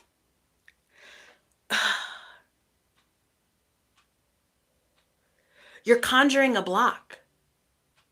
You must be magical, Virgo, because of the verbiage that I'm using when I'm tapping into your energy. You're conjuring a block by doing it.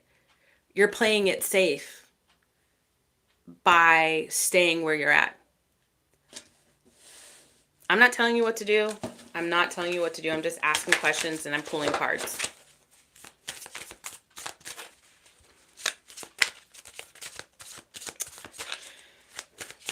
Let's say that you did take a leap of faith and you did relocate towards or closer to this person that you don't want me to pull cards on.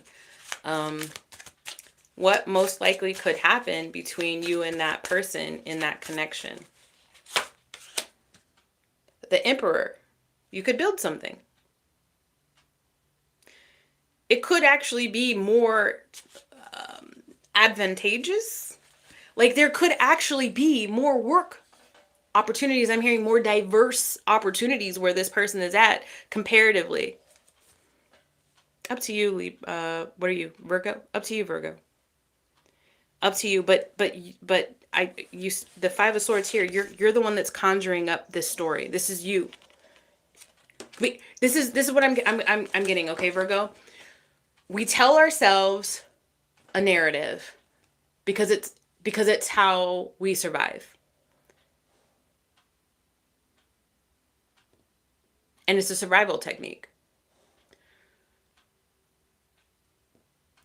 So no shade or no shame. It's something that you've done to make your present moment work for you. So I just wonder if there is a potential need to change your perspective or explore a different perspective. Up to you. I'm not going to pressure you, boo. All right, love you, Virgo. Moving on to Libra. All right, Libra. For Libra's greatest and highest good. Let's go. For Libra's greatest and highest good.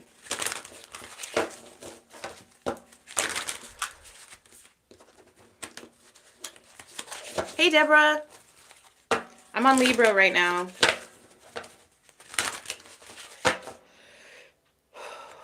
All right, for Libra's greatest and highest good, love predictions, romantic love predictions for Libra's greatest and highest good. Libra's been single for a while, huh? Let's see. 5 of Cups, the Strength card.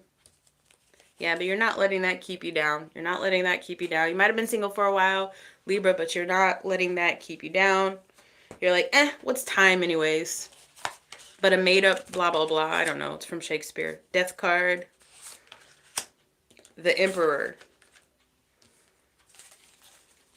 You're letting... I mean, I have a issue. It's a double-edged sword. Like, time heals all wounds, right? I mean, it doesn't. I mean, you got to actively want a healing for yourself. You got to actively invest in yourself during said time. But that's what I'm getting here.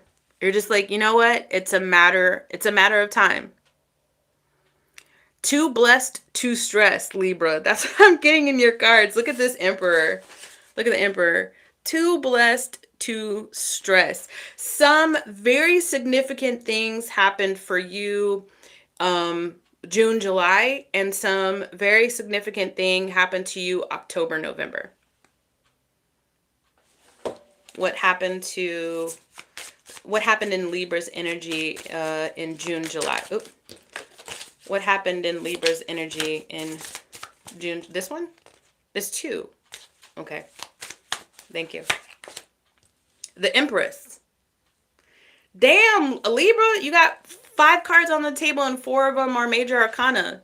Super interesting year, right, Libra? Not just you, boo. All of us, baby. But for you, it seems like it's been very interesting. Tell me about this Death card. What happened October, November energetically for Libra? The Prince of Hearts. Aw, I'm so sorry. Shit.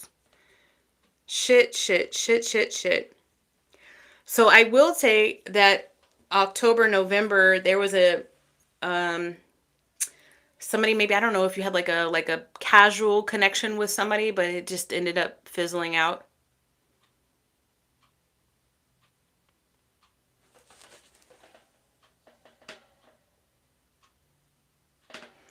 It just ended up, there's a connection here on the table that just fizzled during Scorpio season. This Prince of Hearts is telling me like that there was somebody that was all talk and no follow through. Their actions didn't match their words.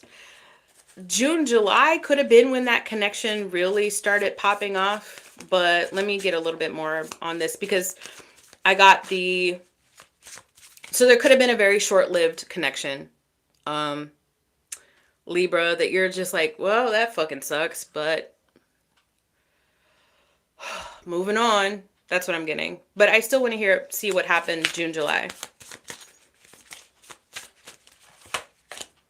Damn!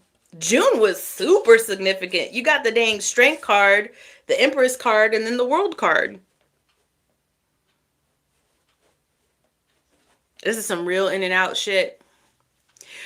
So for those Libra who are resonating with this story about this short-lived connection, though the connection was short-lived, like, you could have known this person a million bajillion years, but maybe y'all rekindled something, you know, this summer or something like that, or maybe y'all started talking about where things could go, or maybe it was a friendship and you thought maybe it could be more than a friendship or something.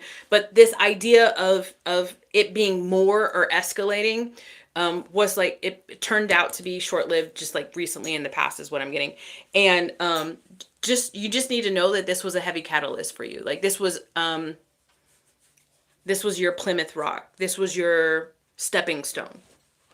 Tell me about new love though. So stepping stone to what? Is there new love projected in the very, very near future, presenting itself in December, spirit, for Libra's greatest and highest good, romantic love specifically?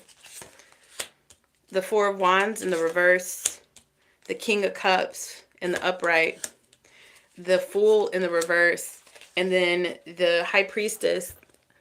You know, this person who you had like this like little thing with is really and honestly going to try to present themselves to you at some point here, Libra, and say, not really say I'm sorry, but like say like, hey, I'm available again. Some real breadcrumb ass shit. 7 whole days, not a word from you. Male or female, man or woman, masculine or feminine. It shouldn't take somebody, if you're in a connection with somebody, it shouldn't take a week for this person to reach out to you. It shouldn't take, like, if you're actually in a connection with somebody, you know, unless they're traveling, whatever. I literally see police officers on their phones now.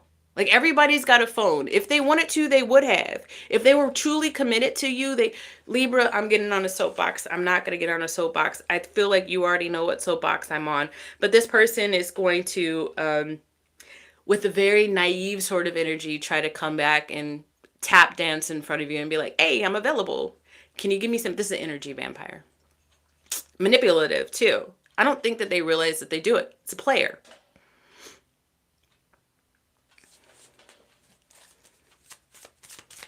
Let's say that Libra calls the spade a spade, lets this player know that they are not here for any bugaboos. What does that energy open up romantically for Libra's greatest and highest good? The Moon card, the Queen of Pentacles, the Two of Pentacles at the bottom of the deck, the Queen of Wands. It's not that it opens up a specific relationship, but what it does is when this person does present themselves back to you, Libra, by you saying to this person, hey, I'm not here to be breadcrumbed. I deserve your full investment. If you're not going to invest in this, bye. And then what that does, this Queen of Pentacles and this Queen of Wands, what it does is it gives you like this glow. Like you have like a glow up just from standing up to this person. And I don't know how you're going to stand up to this person. I don't know if you're going to tell this person, hey, fuck you. You're not going to be able to fuck with me no more. You're not going to fuck me no more. There's not going to be any fuckery around here anymore. I don't know if you're actually going to voice that or if you're just going to block the person. But either way, there's going to be a stance or an energy shift from you at some point when this person comes back, tap dancing like everything's all good. Hello, my baby. Hello, my darling. You're like, shut the fuck up. I clocked you. You are now blocked. That's what's good. That's what, if you do that with this person, I'm not telling you what to do. We're all adults. But if you do that with this person, then you get like this energetic sort of mushroom, like from Mario Brothers, right?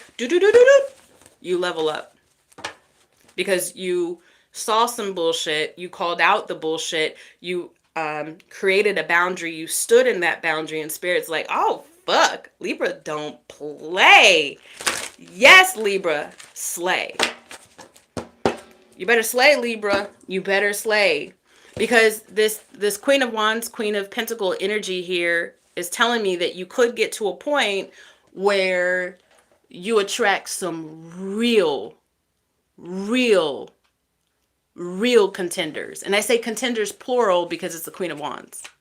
But you're going to know where to invest. It's going to elevate you in your dating game, in your love life. It will, by standing up to this person, however you choose to do it. Somebody said, wow, this is on point. Performance is about right. And then I just get, oh. Tamara, sorry. All right, let's see here. Scorpio. All right, Scorpio. For Scorpio's greatest and highest good. Guys, this is a long reading today, but thank you so very much for sticking with me. I started like 15 minutes late. cappuccino. Cappuccino will be cold.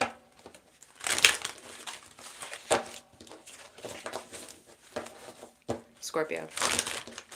All right. Love. Romantic love specifically. December. I'm looking at December right now.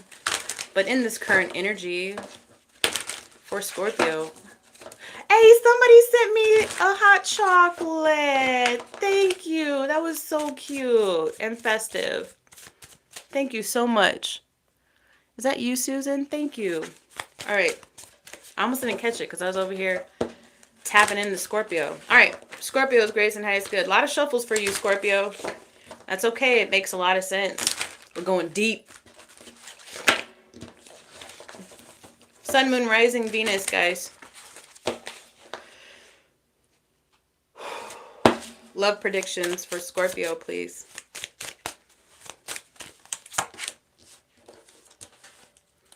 Queen of Cups. I'm sorry, Princess of Cups.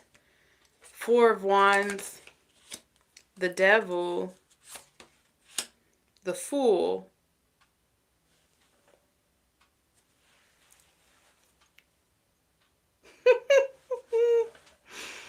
Oh, shit.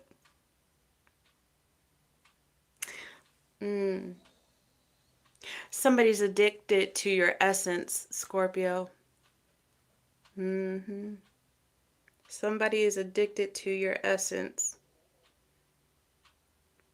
Just a question, Scorpio. Have you been doing a lot of like looking around your house? Like, I should change that. I should redecorate that. I should reorganize that. Maybe I should paint that wall, get a different kind of wallpaper, change the drapes. Just a question. Who is this person that is addicted to, and I was given specifically the download of essence. Who is this person that is addicted to, let's use a character card. Scorpio's essence.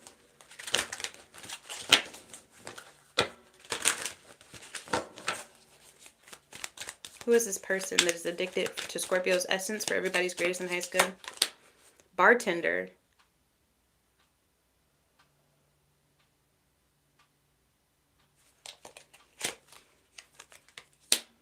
Architect.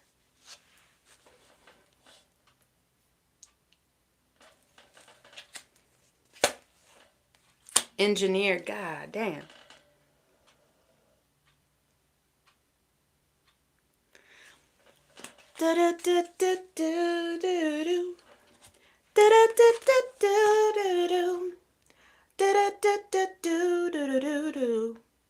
Hey. I'm gonna tell you right now, this person who is addicted to your essence, Scorpio thinks you're sexy, but this person is a sexy mama jamma. I'm like, and you know, everybody's version of beautiful is different, right? But to you, Scorpio, this person is like that. Like bite your tongue fine. Like that. That's what I'm getting. There's something about just ugh. And I'm over here biting I don't even bite my nails. I don't do that. I don't know if nail grooming is like, is nails like a thing for, I don't know if you bite. I don't know if you have like acrylics and you like bite and crack them. I don't know if you do that, or this person bites their nails, or if there's, ew. Oh, did you see that? Did you guys see that? Did y'all see? What is that? Do y'all see that? Or am I tripping? Do y'all see that? Do you see it get distorted when I like covered my face? Is there a filter? Is there been a filter on this whole time and I didn't know it? Anyways, there is this thing between you and this person. I don't know if this person exists now or not. I don't know if you know who this person is. But when you do link up with this person, or when you have linked up with this person, there's this thing that y'all do that only you can do, or that only they can. Oh my God. Are you picking up what I'm saying? Because I was biting my nails. This very adult conversation I'm having right now.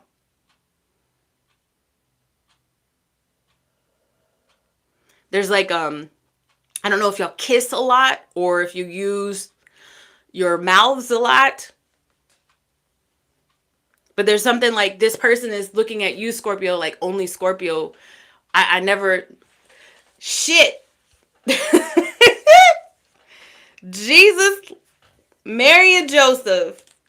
Okay, so who is this person that is like addicted to you? Well, they're gorgeous. They're absolutely fucking phenomenal. When you look at them, in your eyes, they are scrum diddlyumptious. There's something about their voice too that is just like it melts you, right? Or just their mouth in general. Yeah, okay, yuck. All right, this person is very stable. This architect could be a fire sign. A super, super, super stable person. And as a matter of fact, this person is trying to be so advanced in their life that they like have a hard time sitting still.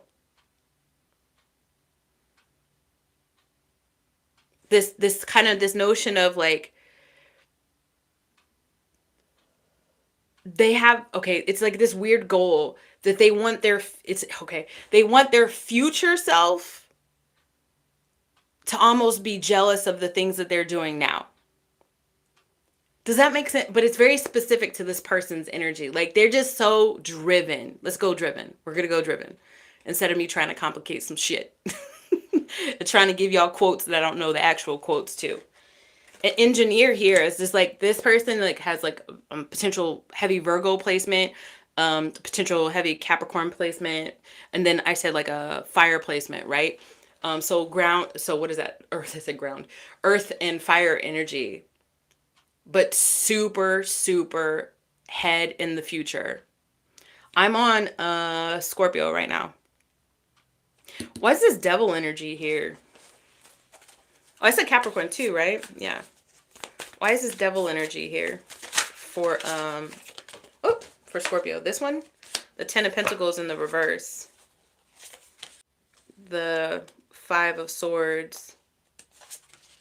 The Justice. The Wheel of Fortune in the reverse.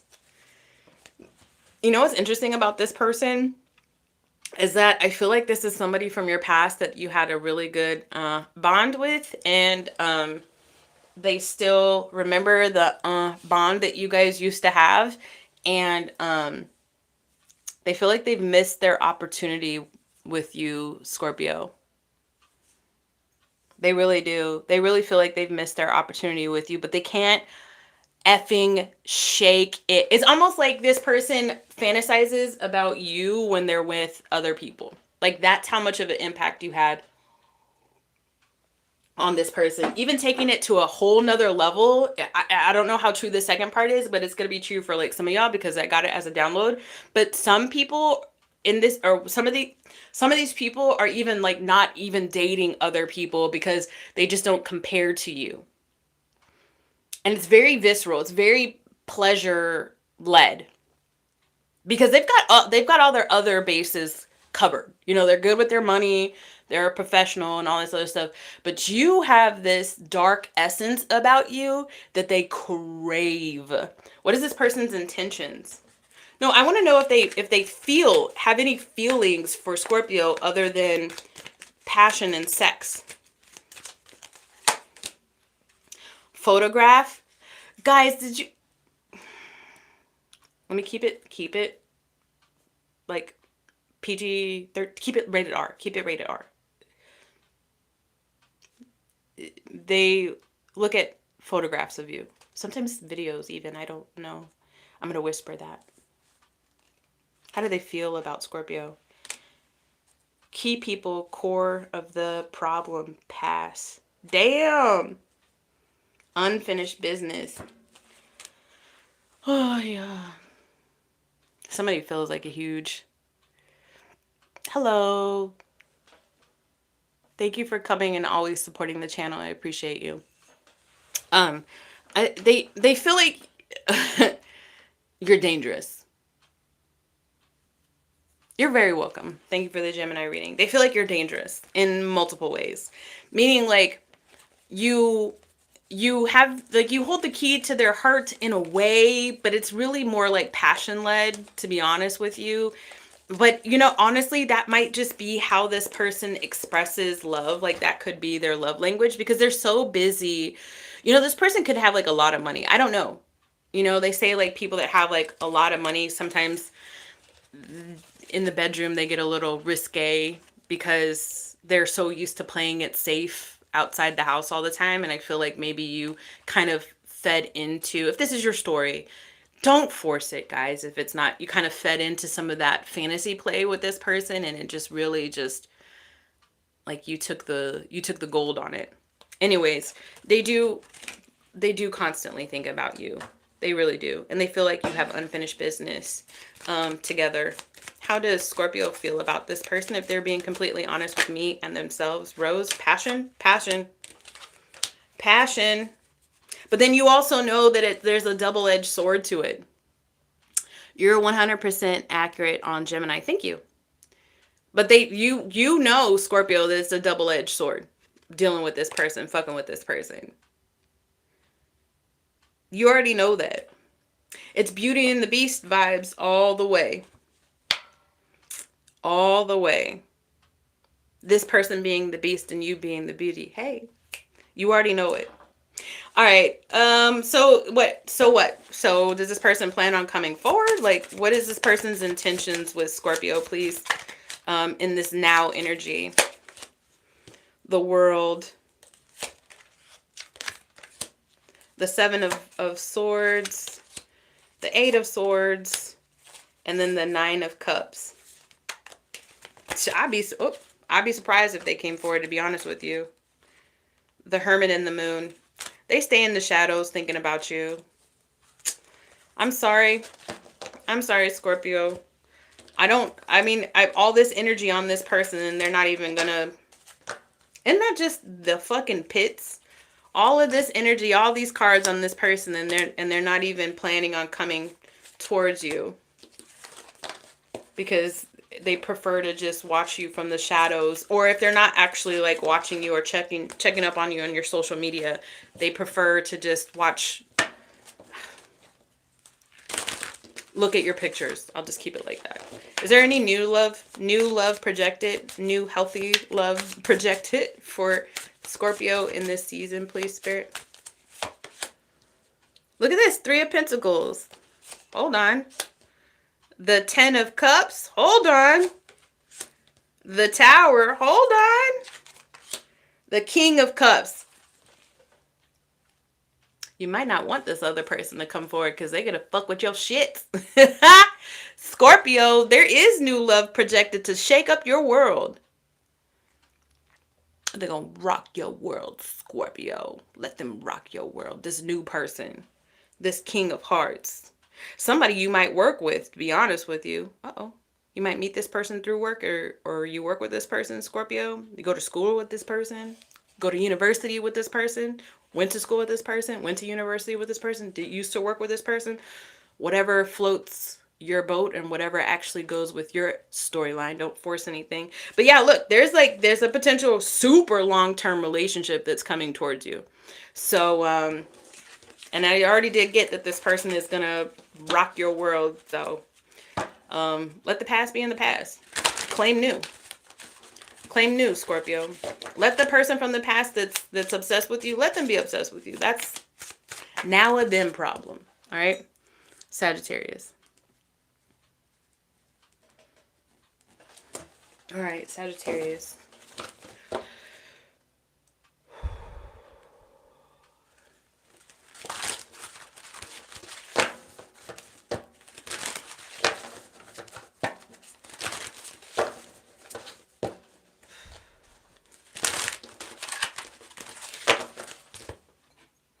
All right. The moment you've all been waiting for, Sagittarius. Happy birthday, Sagittarius. You guys know I love Sagittarius. And if you take a look at the comments down below, there are plenty of other people that love you too. Sagittarius. For Sagittarius' greatest and highest good. Crosswatcher, this ain't your reading. Y'all always like to take over. This is Sagittarius' reading. For Sagittarius' greatest and highest good. Love predictions for Sagittarius, please. in this now energy. Romantic love predictions for Sagittarius. The Queen of Wands. The Nine of Cups. The Three of Pentacles. Sagittarius, what you telling me? The Three of Wands. Sagittarius, what you telling me? Sagittarius, what are you telling me? Are you telling me that you want to work on something with somebody?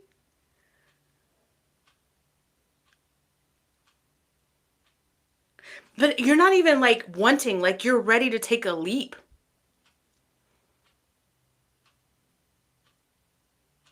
A leap of what? Like a faith? A leap of faith? I don't know, because like it's Three of Wands. It's inevitable.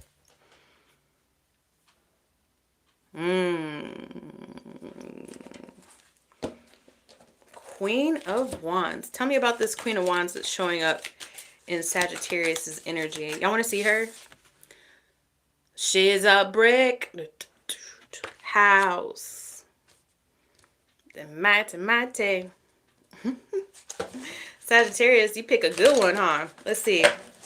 This Queen of Wands is showing up in Sagittarius's energy in this love prediction. So who is this Queen of Wands? Spirit, for everybody's greatest and highest good. Let's get accurate AF, Sagittarius. Musician.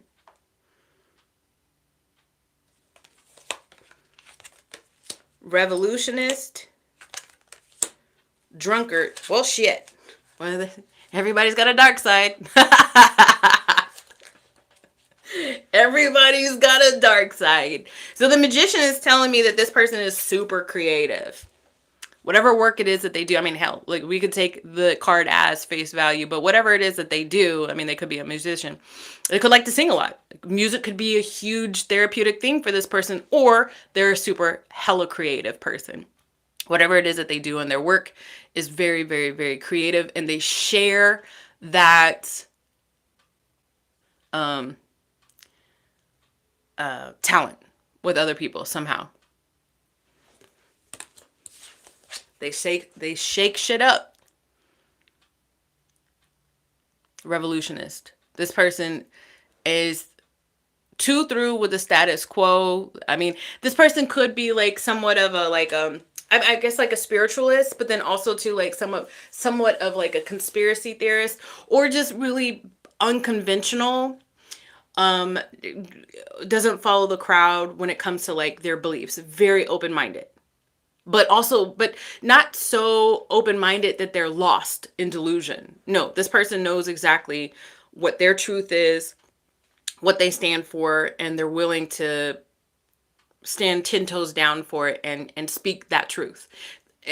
This person is very vocal person. They could, in their creative work, they could use a lot of Gemini, like a lot of speaking, a lot of blue energy, their throat chakra a lot, meaning they could be a writer, an actor, a musician, like a journalist, or speak a lot at work, an orator. This drunkard though, maybe they do drink a lot. I don't think that that's really it. I do feel like this person has an addiction to you. Vices aside. Like you could be Sagittarius, one of their vices. But then also there could be other things that they are harboring. But everybody's got a story. Everybody's got skeletons. I want to find out about this Three of Wands though. Can you give me some more energy on this Three of Wands? It's like anticipatory, right? That's what I'm getting off of this. So I don't know if this person is at a distance from you. The Six of Cups.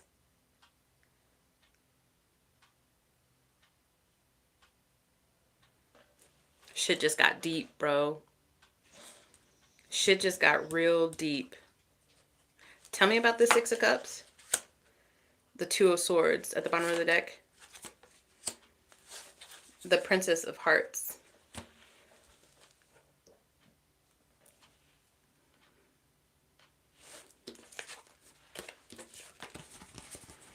So this is somebody that you know Because if this was somebody that you didn't know, I feel like I would get a Two of Wands energy, which would be like initial planning. But then look at this. Do you see that? Cupid never misses his mark. And it's not just one Cupid. There's 3 Cupids here. And then it came out with the 6 of Cups. This is talking about some... And look, there's 3 people on here. And 3 and 3 is 6, which is the Lover's card. But 3 is talking about connection. So this is you, this person, and Source. Which means heavy on the spiritual connection. Heavy on the spiritual connection.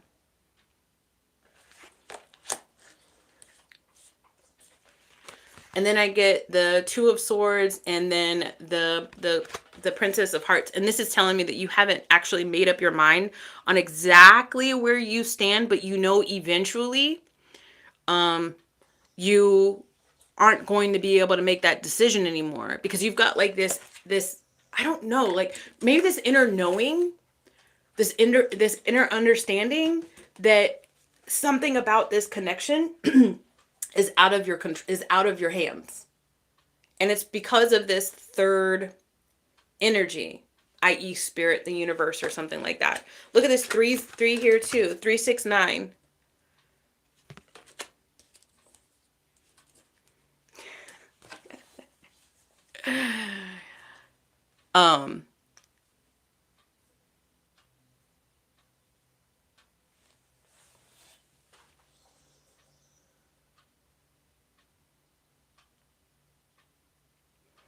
All right. Somebody just told me I needed Jesus. I think that's so funny. You think I need Jesus? Okay. We're going to take Jesus and we're going to put him right there. There. I have Jesus. Okay. All right. 3, 6, 9. Couple of things that's funny about that is that when I was in high school, there was a lyric in a song that said 3, 6, 9, damn she fine, or damn they fine. I don't know what the fuck he says. But whoever you think that this person is fine is what I'm getting also that off. Also, there's more to it than meets the eye. 3, 6, 9, we're talking about like Tesla manifestation style and whatnot. So there's more to it than meets the eye. With this connection, you're slowly opening up to that. Tell me about this connection. Let's see feelings. How does this Queen of Wands actually feel about the Sagittarius? How does this Queen of Wands actually feel about this Sagittarius in this right now energy? If they're being completely honest with me and themselves, and no walls were up for everybody's greatest and highest good change. It's like this Queen of Wands knows that the energy is changing between the 2 of you. There's alchemizing going on. This Queen of Wands knows, like you know, Sagittarius, that there are outward forces that are involved in this connection. What is it on game? They peep game. And this is them peeping game like the universe. Okay, universe, you got your hands in this connection? Noted. How else do they feel about the Sagittarius? Cool down. Pet. Okay. So this is telling me that they're giving you space to do your thing. And from a distance, and I get this distance here too with this 3. I get it with this pet, and I get it with this 3 of Wands. Like, they're giving you your space, Sagittarius, for you to figure yourself out, for you to, I don't know, make a move or not make a move. They're not pressing anything. Essentially what I'm getting is this is a highly intuitive person that you are connected to, Sagittarius. And this person has figured it out, essentially, that the best way for things right now, in order for things to change for the better, in order for this energy to change for the better, they need to just give you your space. So that's what they're doing right now. For some of you guys, this is about to be where your story ends, okay? For a small amount of you, Sagittarius, this isn't a heavy spiritual connection, in that this is meant to have some sort of realization and some sort of union in this lifetime. For some of you, you guys were a heavy catalyst for each other to teach each other a lesson. And the cool down is happening on this other person's part because they're saying goodbye to you. Like they're slowly detaching from your energy, Sagittarius, because they're like, you know what? Sagittarius needs their space, but I'm not going to wait around for Sagittarius. I got to live my own life and keep my options open. And that's where your reading ends right there. Boom. But for other of you, it's more to that. There's more to the story. It wasn't meant to, it's not meant to end. There's unfinished business. How does Sagittarius feel? So those of you guys watching, you're going to have some real discernment on which one of those realities is yours. How does Sagittarius truly feel about this person? I'm talking about the Sagittarius that's like, it's different. It's highly spiritual. How does Sagittarius truly feel about their person? If they're being completely honest with themselves and me, no walls up for everybody's greatest and highest good. Taboo. How many cards did I pull? 3. Street, that's the telephone card. Forgotten person. All right. So forbidden love, taboo is telling me that you recognize, Sagittarius, again, I've said it before, that there's more to the story. So there's mirroring happening between you and this person. And it's like a whirlwind kind of thing with a lot of ups and a lot of downs, very turbulent and somewhat karmic, probably heavily karmic. Let's just be honest with all the darkness on this card. But look how these two people in the darkness, they're still grasping onto each other. So that's telling me that energetically, you guys are still tied. And even in probably the 5D, that's getting really woo-woo. And usually that happens with like Pisces readings, but I do feel like it's on this sort of level. Maybe there's a reason why I said Pisces.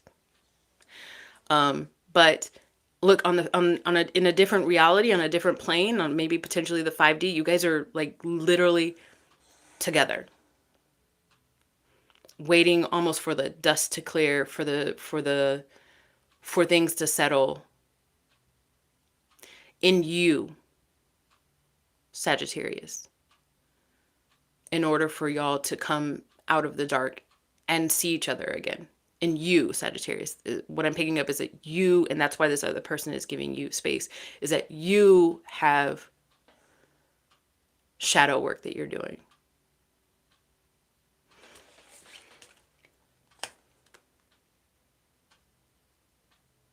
A lot of tower moments that happen between you and this person. You fully acknowledge it. You acknowledge that it's been super whirlwind. This is my telephone card. Hello, Sagittarius. Have you been watching your person on your phone? Checking up on your person? This is my telephone card. And for those of you guys who've been following me for a while or have been following this entire storyline, I've already said the street card is my telephone card. This is essentially the card that shows me that from a distance, from a safe distance, you are looking at somebody with whom you hold in higher honor than other people. I don't know if you would word it that way. With whom you've assigned value to. And then the last card we got is forgotten person. So at your core, like this has struck you deep. This is some deep shit, Sagittarius. And at your core, you feel this other person's energy. Where do we go from here? Now that we've acknowledged that. Neither of you guys really gave me emotions. I'm just going to be honest. Neither, like, your person didn't say, oh my God, I love Sagittarius. Oh, I would die for Sagittarius. I would kill for, like, no, nobody's saying I will cook, I will clean for Sagittarius. Nobody's saying that Sagittarius is the love of my life. Nobody's saying that. Sagittarius, you're not saying that about this person, and this person isn't saying it about you. Both of you guys are acknowledging that there's some deep shit happening here, and this other person is saying, you know what, but Sagittarius needs their space. Where's this energy going in the now? In the now energy, where is this going for Sagittarius and their person? The Hangman. The Temperance card. There you are, Sagittarius. The Ace of Wands. Somebody's getting an idea. The Four of Swords at the bottom of the deck. Somebody's contemplating. Somebody's thinking very, very heavily about the who, what, where, when, why, but most importantly, the how of this situation. Somebody is getting ideas of how to take action. But there's a lot of indecision with this Hangman, because the Hangman is in the reverse of how. Remember how, I don't know, like, I'm just assuming you've been here for 2 hours. And you were all the way at the beginning, 15 minutes in the Aries reading, but I was talking about double dutch. Aries is playing double dutch, and somebody's watching the Aries jumping between the two ropes, and they want to jump in, but they're like, how am I going to do it? How am I going to mess up their flow? And you kind of actually enjoy watching Aries do what Aries does without disturbing the peace. So, like, I do feel like with this Temperance card being here, it's you, Sagittarius, because this other person is giving you the ball's in your court, Sagittarius. I do feel like you're analyzing. Four of Swords at the bottom of the deck with the Ace of Wands. Where is it? What intention does Sagittarius want from this? Like, what do you want? I'm going to dig deep down. What does Sagittarius actually want from this connection? The Three of Cups. Boy, if you don't pick up a damn phone.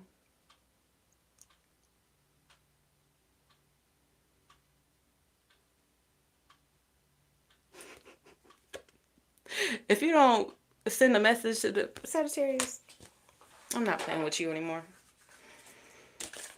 Three of Cups is telling me, Sagittarius, that you want to communicate with it. You want to, mingle with this person.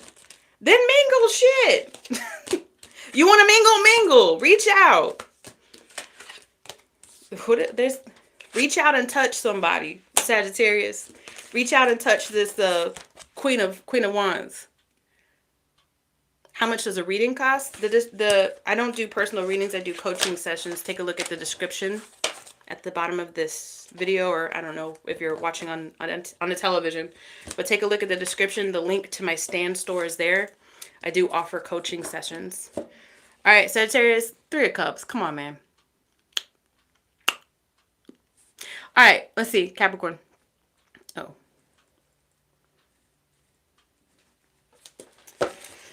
Capricorn. I'm going to put my little Jesus back here because I feel like he's going to fall on my table. Thank you. Thank you, Jesus. Capricorn. It's not there. Well, you can stay until the end of my, it's not there, really? I swear I make mistakes all the time. Most all of my videos have a link to my stand store in there, or you can take a look at the description of my channel, send me an email, and then I can send you a link to my stand store. There's a few options that you can on my YouTube. Yes. All right, Capricorn. Sorry, I'm gonna have to rewrite your thing.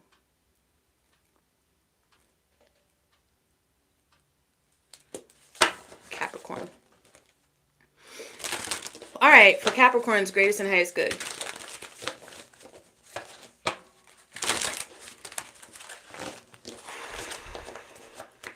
love predictions, specifically romantic love predictions for Capricorn in this now energy for everyone's greatest and highest good that is connected. Capricorn, here we go, Capricorn.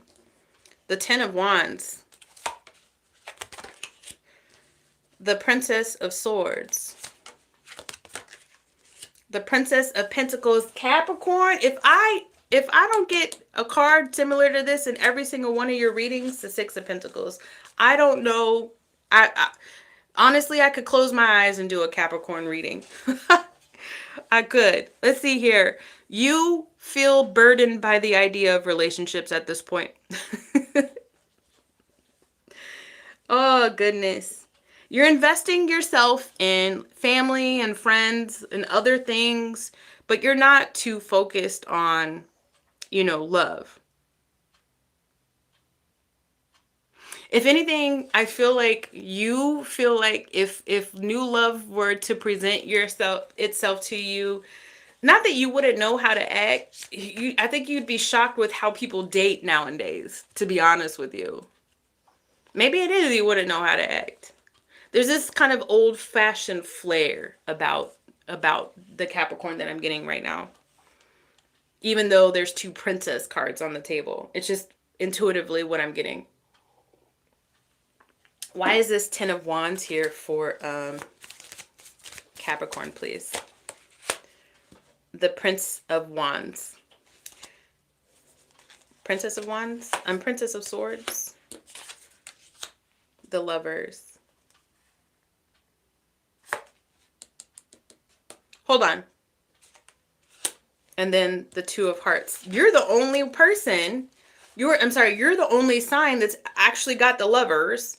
You're the only sign that's actually got the Two of Cups.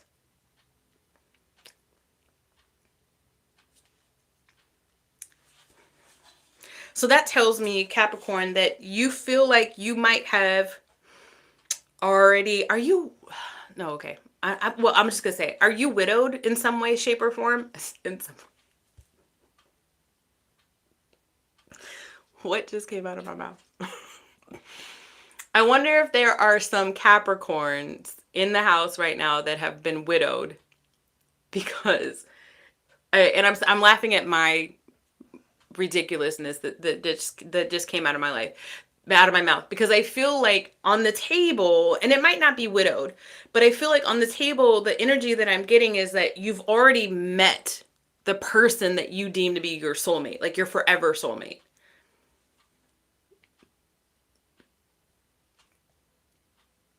When you were younger, this Prince of Wands.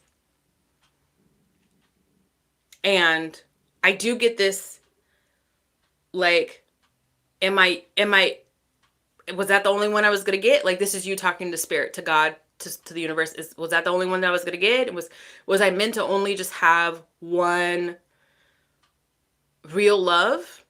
Do I not get another chance?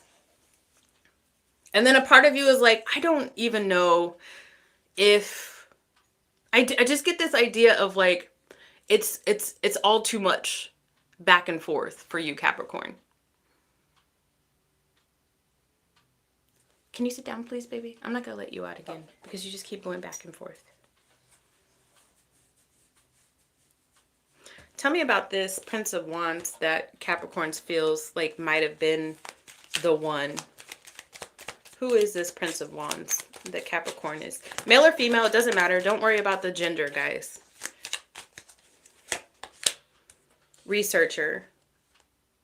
This person was wicked smart and intellectual, and that's what was sexy about this person.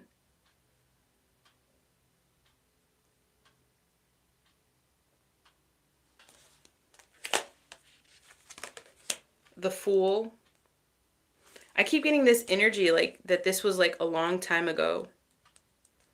Maybe this was your first real relationship.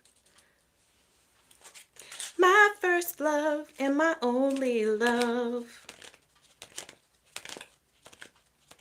Do you want new love, Capricorn?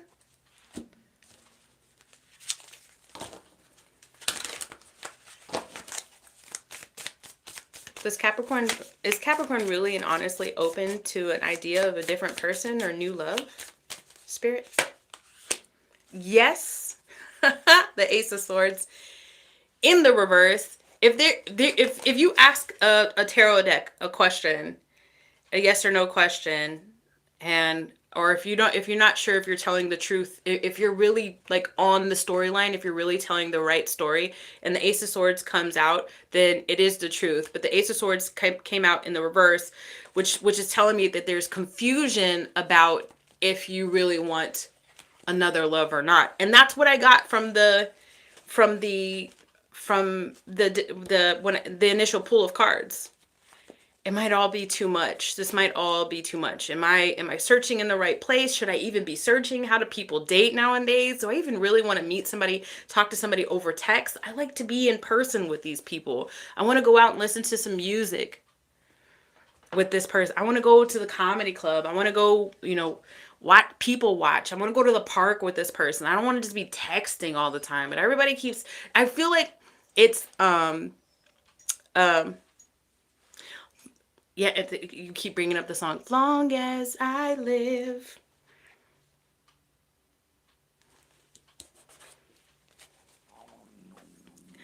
Capricorn, I don't know if you're ready. Look at this.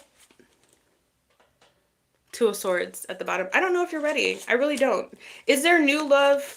And to me, that says that you're half in, half out. 1 foot in, one foot out when it comes to romantic love. And it has a lot to do with whoever this first love was for you, or this immense love was for you, the person that you've deemed to be your soulmate. Maybe you haven't made peace with, I'm going to check this card out in a second, but maybe you haven't made peace yet with the idea that, the universe gives us multiple soulmates throughout our life.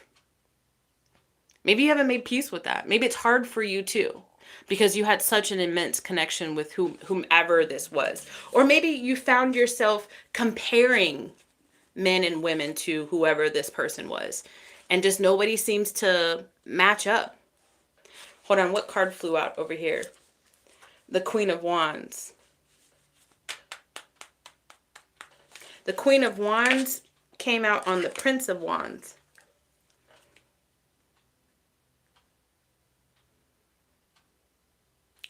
Do you want to get back with this person? Does Capricorn want to get back with this person? I mean, that means you've watched this person evolve somehow. If it's not a widow situation, you've seen this person evolve, grow. There's been a lot of years. Does Capricorn want this person back again? The Tower in the reverse, avoiding a disaster. Why is Capricorn so stuck on this person then if they don't really want that specific person back? Why is Capricorn so stuck on this person? The Seven of Swords in the reverse. You're trying your damnedest to break free. You don't want to think like that. You don't want to think that that's, the only chance you have at real love. You don't want to be stuck on that person. You don't want to be delusional about what could potentially happen. What is this person's current energy? This other person that Capricorn keeps bringing up in their reading. The Strength card. Yeah, so that's a double confirmation that this person could potentially, a triple confirmation that this person could potentially be a Leo, but I'm not going to press that. I will say that, this person has like this magnetic personality, and they have no issue being in front of people, talking to people. They could be like the life of the party while Capricorn's just kind of over here, enjoying the show, if you will. But how does this person feel about the Capricorn? Let's get some feeling cards. How does this person feel about the Capricorn if they're being completely honest with themselves and me? No walls up for everybody's greatest and highest good. Two cards. Photographs and drinks. Yeah. They reminisce about you. They remember the good times. Let me get a third. I want to get clarification on this drinks card. What is this drinks card? Where do you want me to go? With this? Here? This? These two? 6 of Cups and the 4 of Swords in the reverse. Yeah, they reminisce a lot. But with the 4 of Swords in the reverse, They're like, well, nothing's going anywhere. Nothing's gonna go anywhere. It didn't go anywhere. We're done. We're over. They just don't see past the past. The past is in the past. They reminisce about the past, but the past is in the past.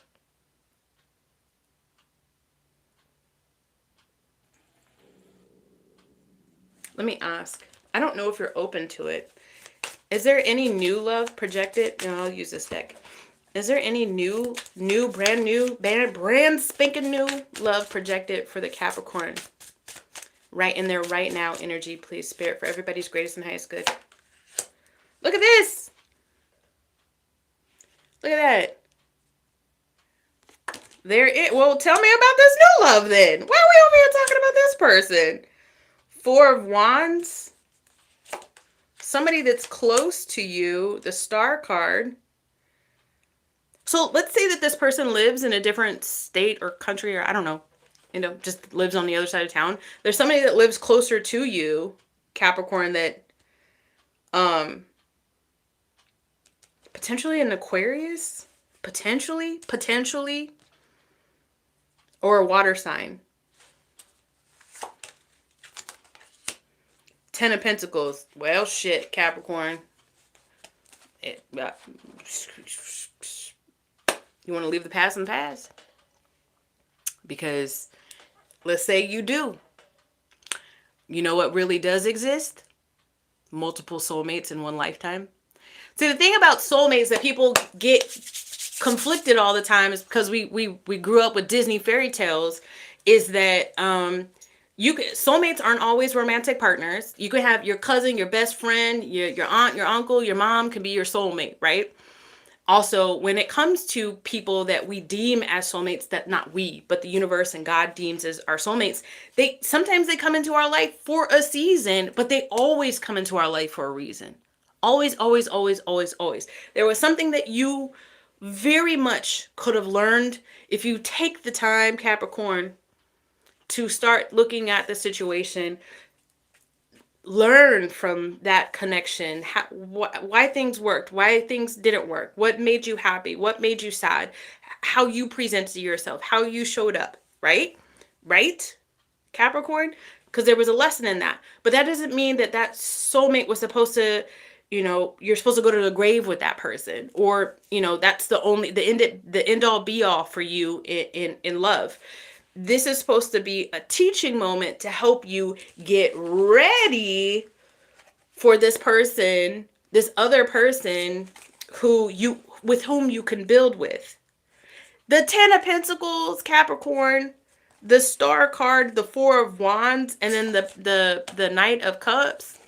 Capricorn, open yourself up to the possibility that you can be loved by somebody else, and you could love somebody else. Open yourself up. This person's already looked at this energy and said, oh, the past is in the past. That was good, but to be young in love. That's how they're looking at it.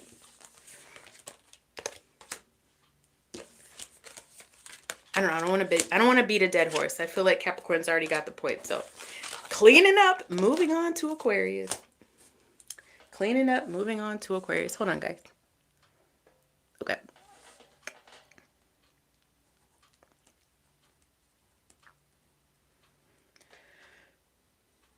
Aquarius. For Aquarius's greatest, highest good, let's shuffle the deck for Aquarius. Jump into that Aquarius energy. Guys, Aquarius, Sun, Moon, Rising, Venus. Love predictions for the sign of Aquarius, specifically romantic love predictions in this now energy. Please, Spirit. One more.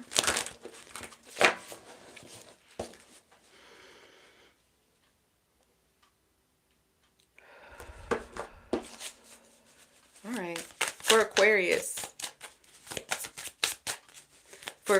greatest and highest good, love predictions, romantic love predictions. The Moon card in this now energy. Oh, okay. The Moon card in this now energy. Hello, new moon. We're about what? We're probably at this point like 97% full in this Gemini full moon coming up. So something significant around now, which is the intent anyways. The Five of Cups, the Death card, the World card, and then the Two of Swords.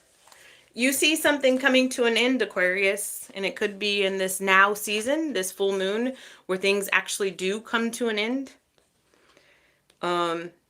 Because I feel like the current relationship as it stands isn't and hasn't been the most stable. I do feel like there was an exchange of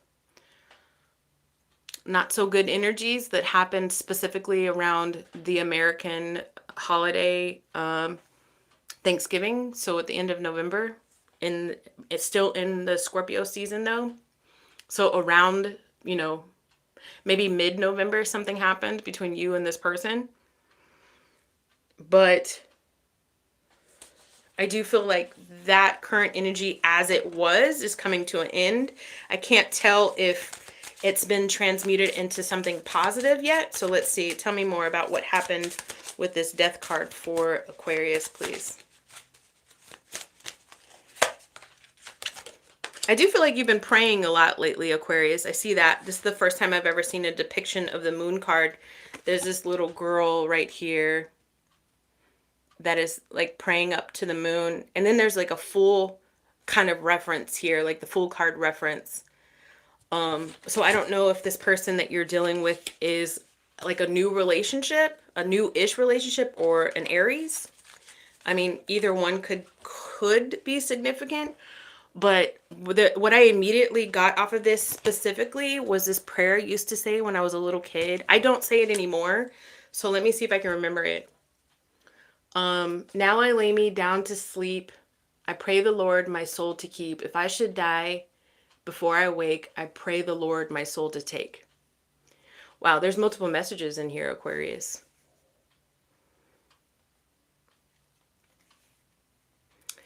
Yeah, there's multiple messages. So take it as it resonates, guys. But I do feel like you've been praying a lot lately, Aquarius, to try to like transmute whatever is happening. You could have had some sort of awakening in the very recent past that is like, if some sort of like spiritual guide tapped you on the shoulder and was like, hey, now is the time to start cleansing your karma. On this Death card, I got the Prince of Cups. Man, this Prince of Cups has been coming out pretty prevalently. But when it's landing on the Death card for your energy, Aquarius, what I'm seeing with this is the, especially with this Five of Cups over here, where you once wanted to invest, I don't think you want to invest there anymore. Where you once felt like you could give of yourself to a situation, I don't think you want to give of yourself to that particular situation anymore. Some clarification on this World card, please. The Tower card at the bottom of the deck. The Three of Pentacles. I think you want to just release yourself of whatever this is. I think for you, like there was some sort of catalyst that changed it. Some sort of exchange between you and this other person. And you're just like, you know what?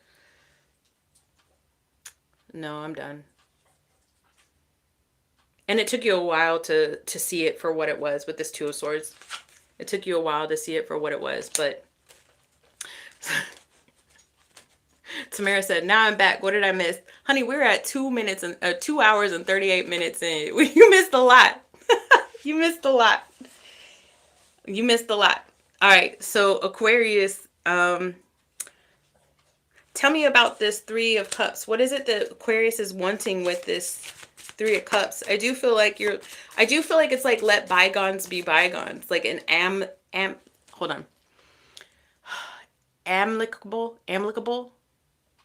like a mutual sort of split, like uncontested. Okay, legal terms. An uncontested split, maybe because I got new annulment is coming up as well. You left in the middle of Sag. Well, things got pretty deep with Sag. It got very spiritual. Yeah, Capricorn doesn't know if they want new or not, and Aquarius is thinking about leaving their current lover, and it might be an amicable split. What do you want with this Three of Cups, Aquarius? The nine of Cups. Yeah, it would just make everybody's life easier if we just called it quits. That's what I'm saying for you. What advice do we have for Aquarius in this current energy? Let's use a different deck. What advice I'm not being called with all of this major arcana on here, and then without a person actually presenting themselves, I'm not being called to pull a crazy amount of cards other than what I've already pulled. I feel like I've already given you the gist, and it's like a bajillion % confirmation for whomever story this is.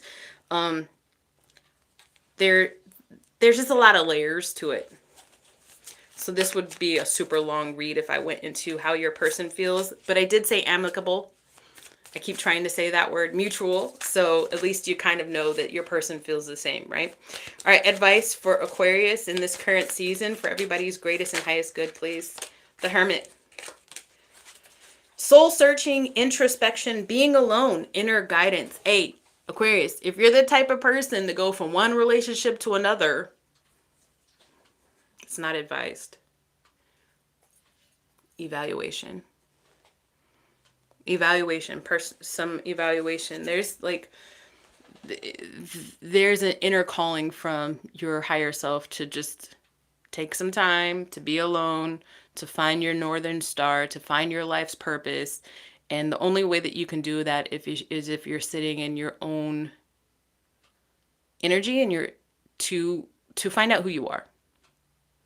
So take some time. Be single on purpose for a purpose, and then that purpose is you and your own personal growth. All right, so that's for Aquarius. Moving on to Pisces. Actually, hold on. Pisces.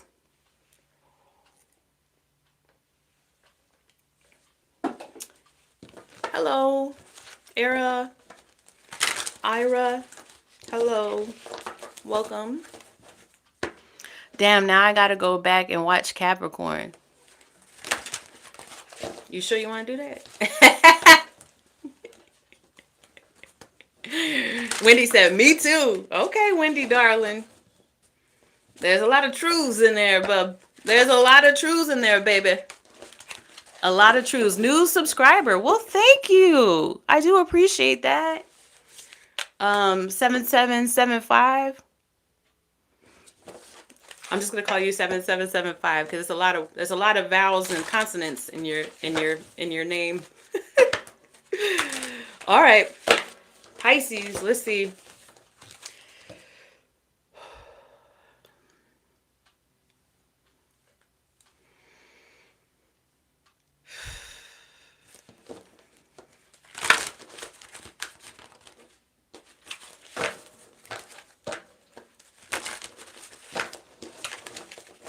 All right. Love predictions for Pisces, romantic love predictions, specifically in the now energy for everyone's greatest and highest good for Pisces spirit. Here we go. Oh, shit. This King of Swords looks strong. Does this King of Swords look strong? You know what's cool about this King of Swords is that he kind of gives me like this Alexander vibes, right? You guys seeing that Alexander vibe? I'm seeing Alexander. Y'all know what I'm talking about? Not Alex from down the street. I'm talking about like Alexander the Great. Alexander the Great is what I'm getting. Oh, I do get that he's some sort of god and all this other stuff. I get that, but like I don't know. It's just I'm getting Alexander. This idea of like conquering some shit, Pisces.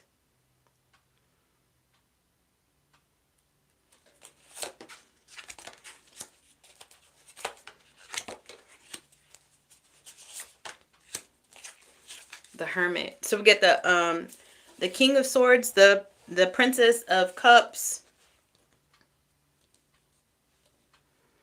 the Hangman, and the Hermit. So is this a new person coming towards, or is this a person coming towards Pisces? This King of Swords, is this person like Pisces or Pisces placement person that's watching this? I want to say that this person is coming to conquer something, but I don't want it to be offensive to you. If this is outside of your energy, if this is your energy, cool, you're conquering some shit, awesome. But I want to say that this person is trying to conquer you. No. Okay. It's you. It's you, Pisces. The Tower in the reverse. No. Because it would be too traumatic if somebody, the Tower in the reverse. No. This isn't a person outside of you. You are trying to conquer something.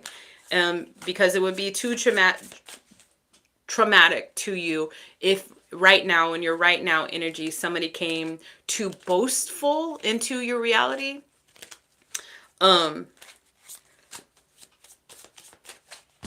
So what are you conquering? Well, you got a list and you're checking it twice. Look at you. You got a list and you're checking it twice. It's,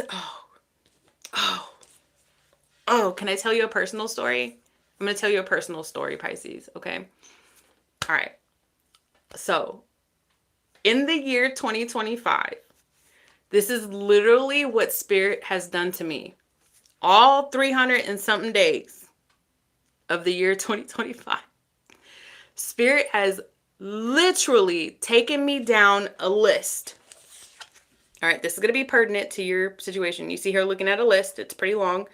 This is like A4 paper, you know, which means long.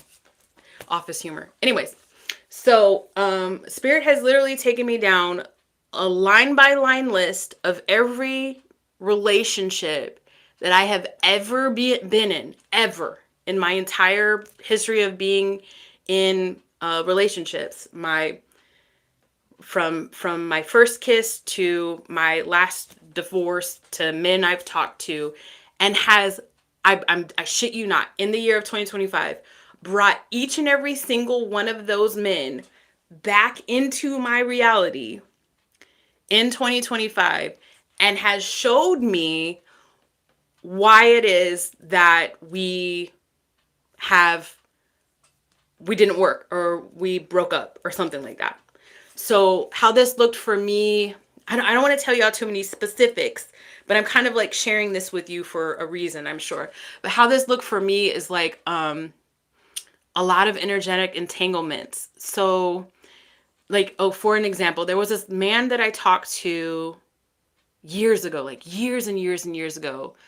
And somehow or another, he showed up on my radar through like social media or something like that. So I like reached out to him, and eventually through talking to him for a few weeks or something, he shared with me the exact same thing that he had shared with me like 18 years before that. He said the same thing. And this man is in his 50s. He was like, hey, I'm not looking for a relationship.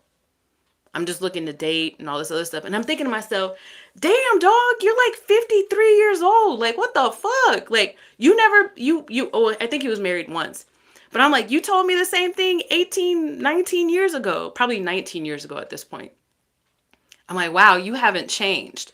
And it's gone down the list like that for me.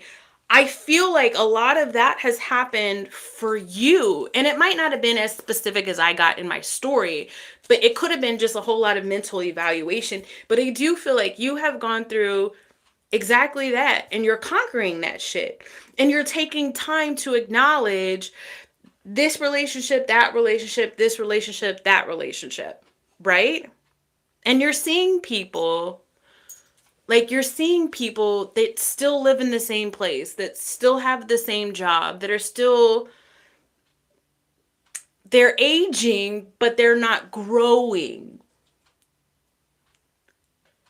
And no shade to them, because at one point in time, Pisces, you were aging but not growing either. But now you're on a different train and you're watching, you're just passing them by. Their train is stuck on the tracks, right?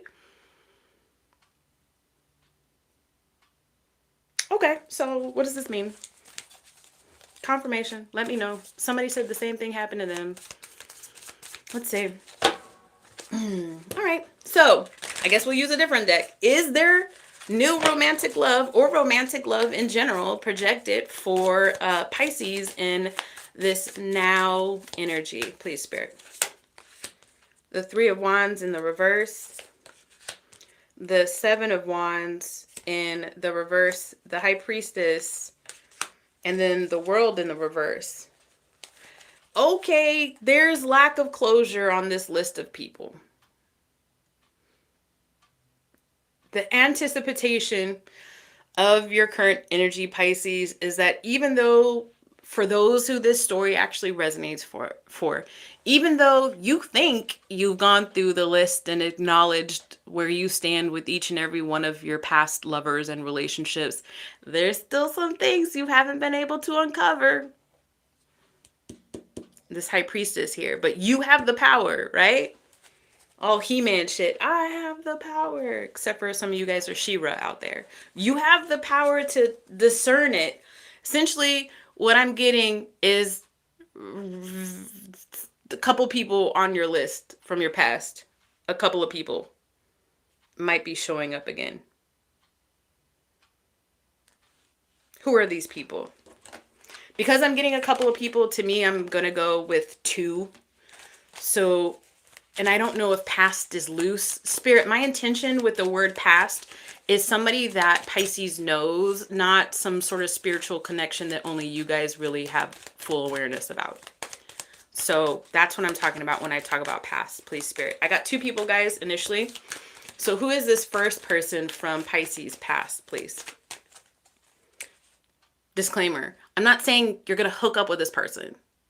I'm not saying that. I'm just saying that there's some unfinished closure happening, okay? All right? You might have missed a detail. You understand? First person. Lost soul. Well, fuck. Isn't that everybody on your list? Weren't we just talking about that? All right, Pisces, homework time. Go back. Start back at 1. Check the naughty list. No, it's, you guys know y'all played a part in some of this. But the first one is a lost soul, all right? Who is this lost soul? That Pisces, I need a clear and concise direction on this. Spiritual seeker. Check that out. I don't know why I don't say everything that comes to me. Because it's going to be confirmation for somebody. I think you're teaching somebody something through your ascension. So let's go back to this. Let's go back to these trains, right? This analogy that I was getting, or this visual that I'm getting. Your subconscious talks to you in like visuals, right? So I'm getting like these two trains right here. You're on the one moving, right? And there are these people from your past that are like stuck, right? I feel like, and you're looking at them, and most of them are asleep on the train. They're not even paying attention. Thank you, Dr. Jonathan. I appreciate that. I do prefer to go by Shani, though. Shani. I appreciate your compliment, though. All right, so Pisces, you're on the train that's moving, and you're watching these other people in this other train that's staying still. But somebody saw you moving. Somebody on here wasn't fully asleep, and they saw you moving, and they're like, where's Pisces going? And I feel like they're on your coattails, whoever this person is. This is some real, it always gets super deep and super woo-woo. But are you guys picking up when I'm putting down those Pisces that are here? There's somebody that's watching, that's learning from your movements in life. They're watching you excel. They're watching you have strength. They're watching you find clarity. They're watching you find your authenticity. And they're like, oh shit, how do I get on Pisces train? In other words, you're the... Fuck, I can't remember what the word I was going to use. Not a catalyst for this person's change necessarily. They're just watching you move, and they're like, I kind of like that. How does this person feel about Pisces? Please. Trash. Well, fuck them. What? What? Trash? Fuck you! Do you want to fucking get on the moving train or do you want to sit still? What the fuck? You gonna call me trash? Let's get one more card on who the hell this person is. Hold on. Stranger. Look at this. It says passerby. Check this out. Look at all of this. Look at this person. He's dressed up like he's going somewhere. I'm not even fucking lying to you. Look, he's dressed up like he's ready to go on some sort of like high-speed chase. But when I look at this card, even though there's movement around him, yeah, projection, exactly. Even though there's movement around, this could be a male or a female or whatever. Even though there's movement around this person, you, right? They're not moving. Look, if this person was moving as fast as the lights around this person, his hair would be wisped. I should know. I know about wispy. And his hair isn't wisped. It's stagnant. So it's interesting dichotomy. This person is noticing your movement and it's igniting something in them. There might be a little bit of jealousy because they see something in you that they'd like to be able to explore within themselves, but they hate the idea that you're getting there first. Ew. How else does this person feel about miss you? Ah! Guys, it's the fucking train tracks.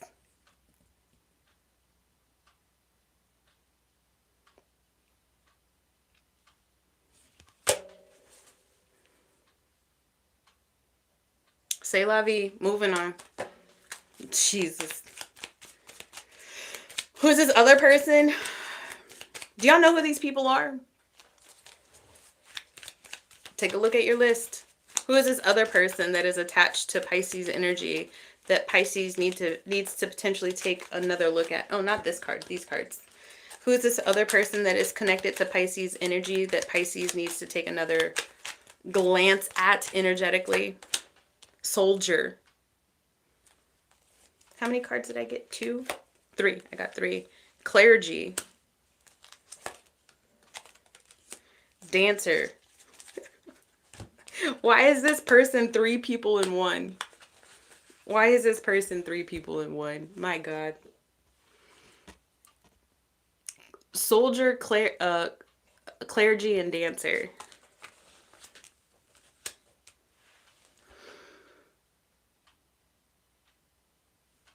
How does this person, hold on guys. How does this person feel about Pisces? How does this person feel about Pisces? They watch you. How many cards did I get? 2? Oh, wow. There's an actual contender for somebody who might be coming back, guys, with some legitimate intentions of, I don't know, having an adult conversation. I'm not saying they're going to say sorry. The card says sorry, but they watch you, right?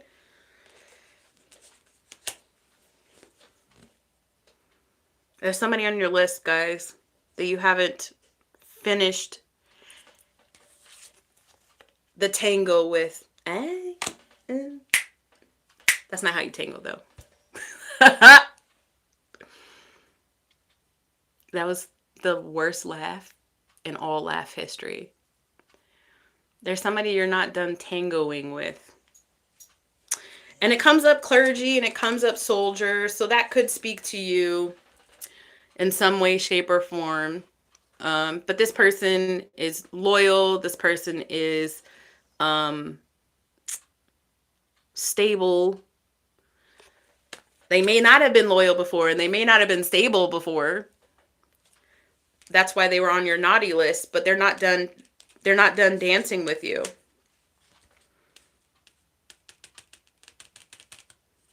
Ooh, sacred mission. Oh, shit.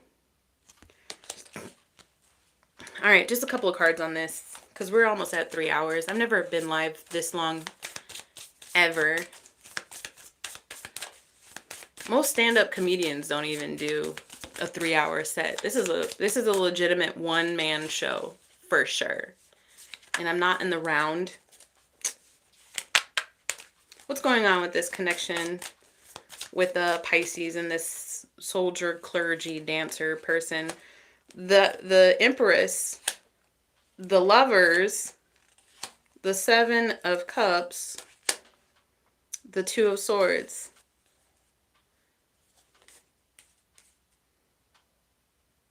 Tell me about the Seven of Cups, please. The Eight of Wands. I mean, the Nine of Wands. The Nine of Wands. The Nine of Wands, guys. I know tarot. I know tarot. Yo, somebody wants to come back. What you want me to say? Somebody wants to come back. What do you want me to say? I don't know. You get to pick which one comes back. I said you've got the power, right? He-Man. This is a sword, by the way. I don't know.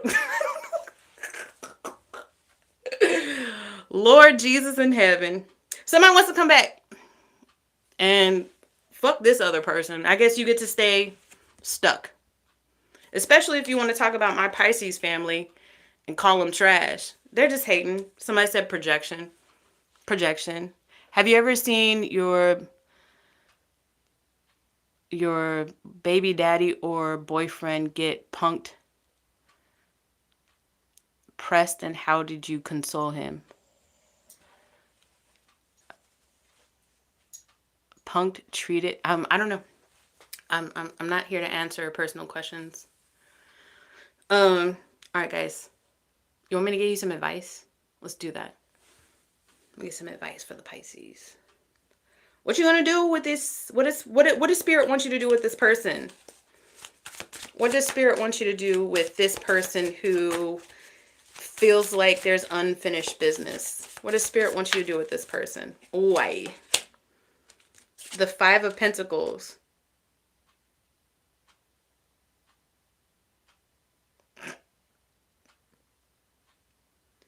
But hold on. That don't make any sense. Hold on. The Emperor. Hold on.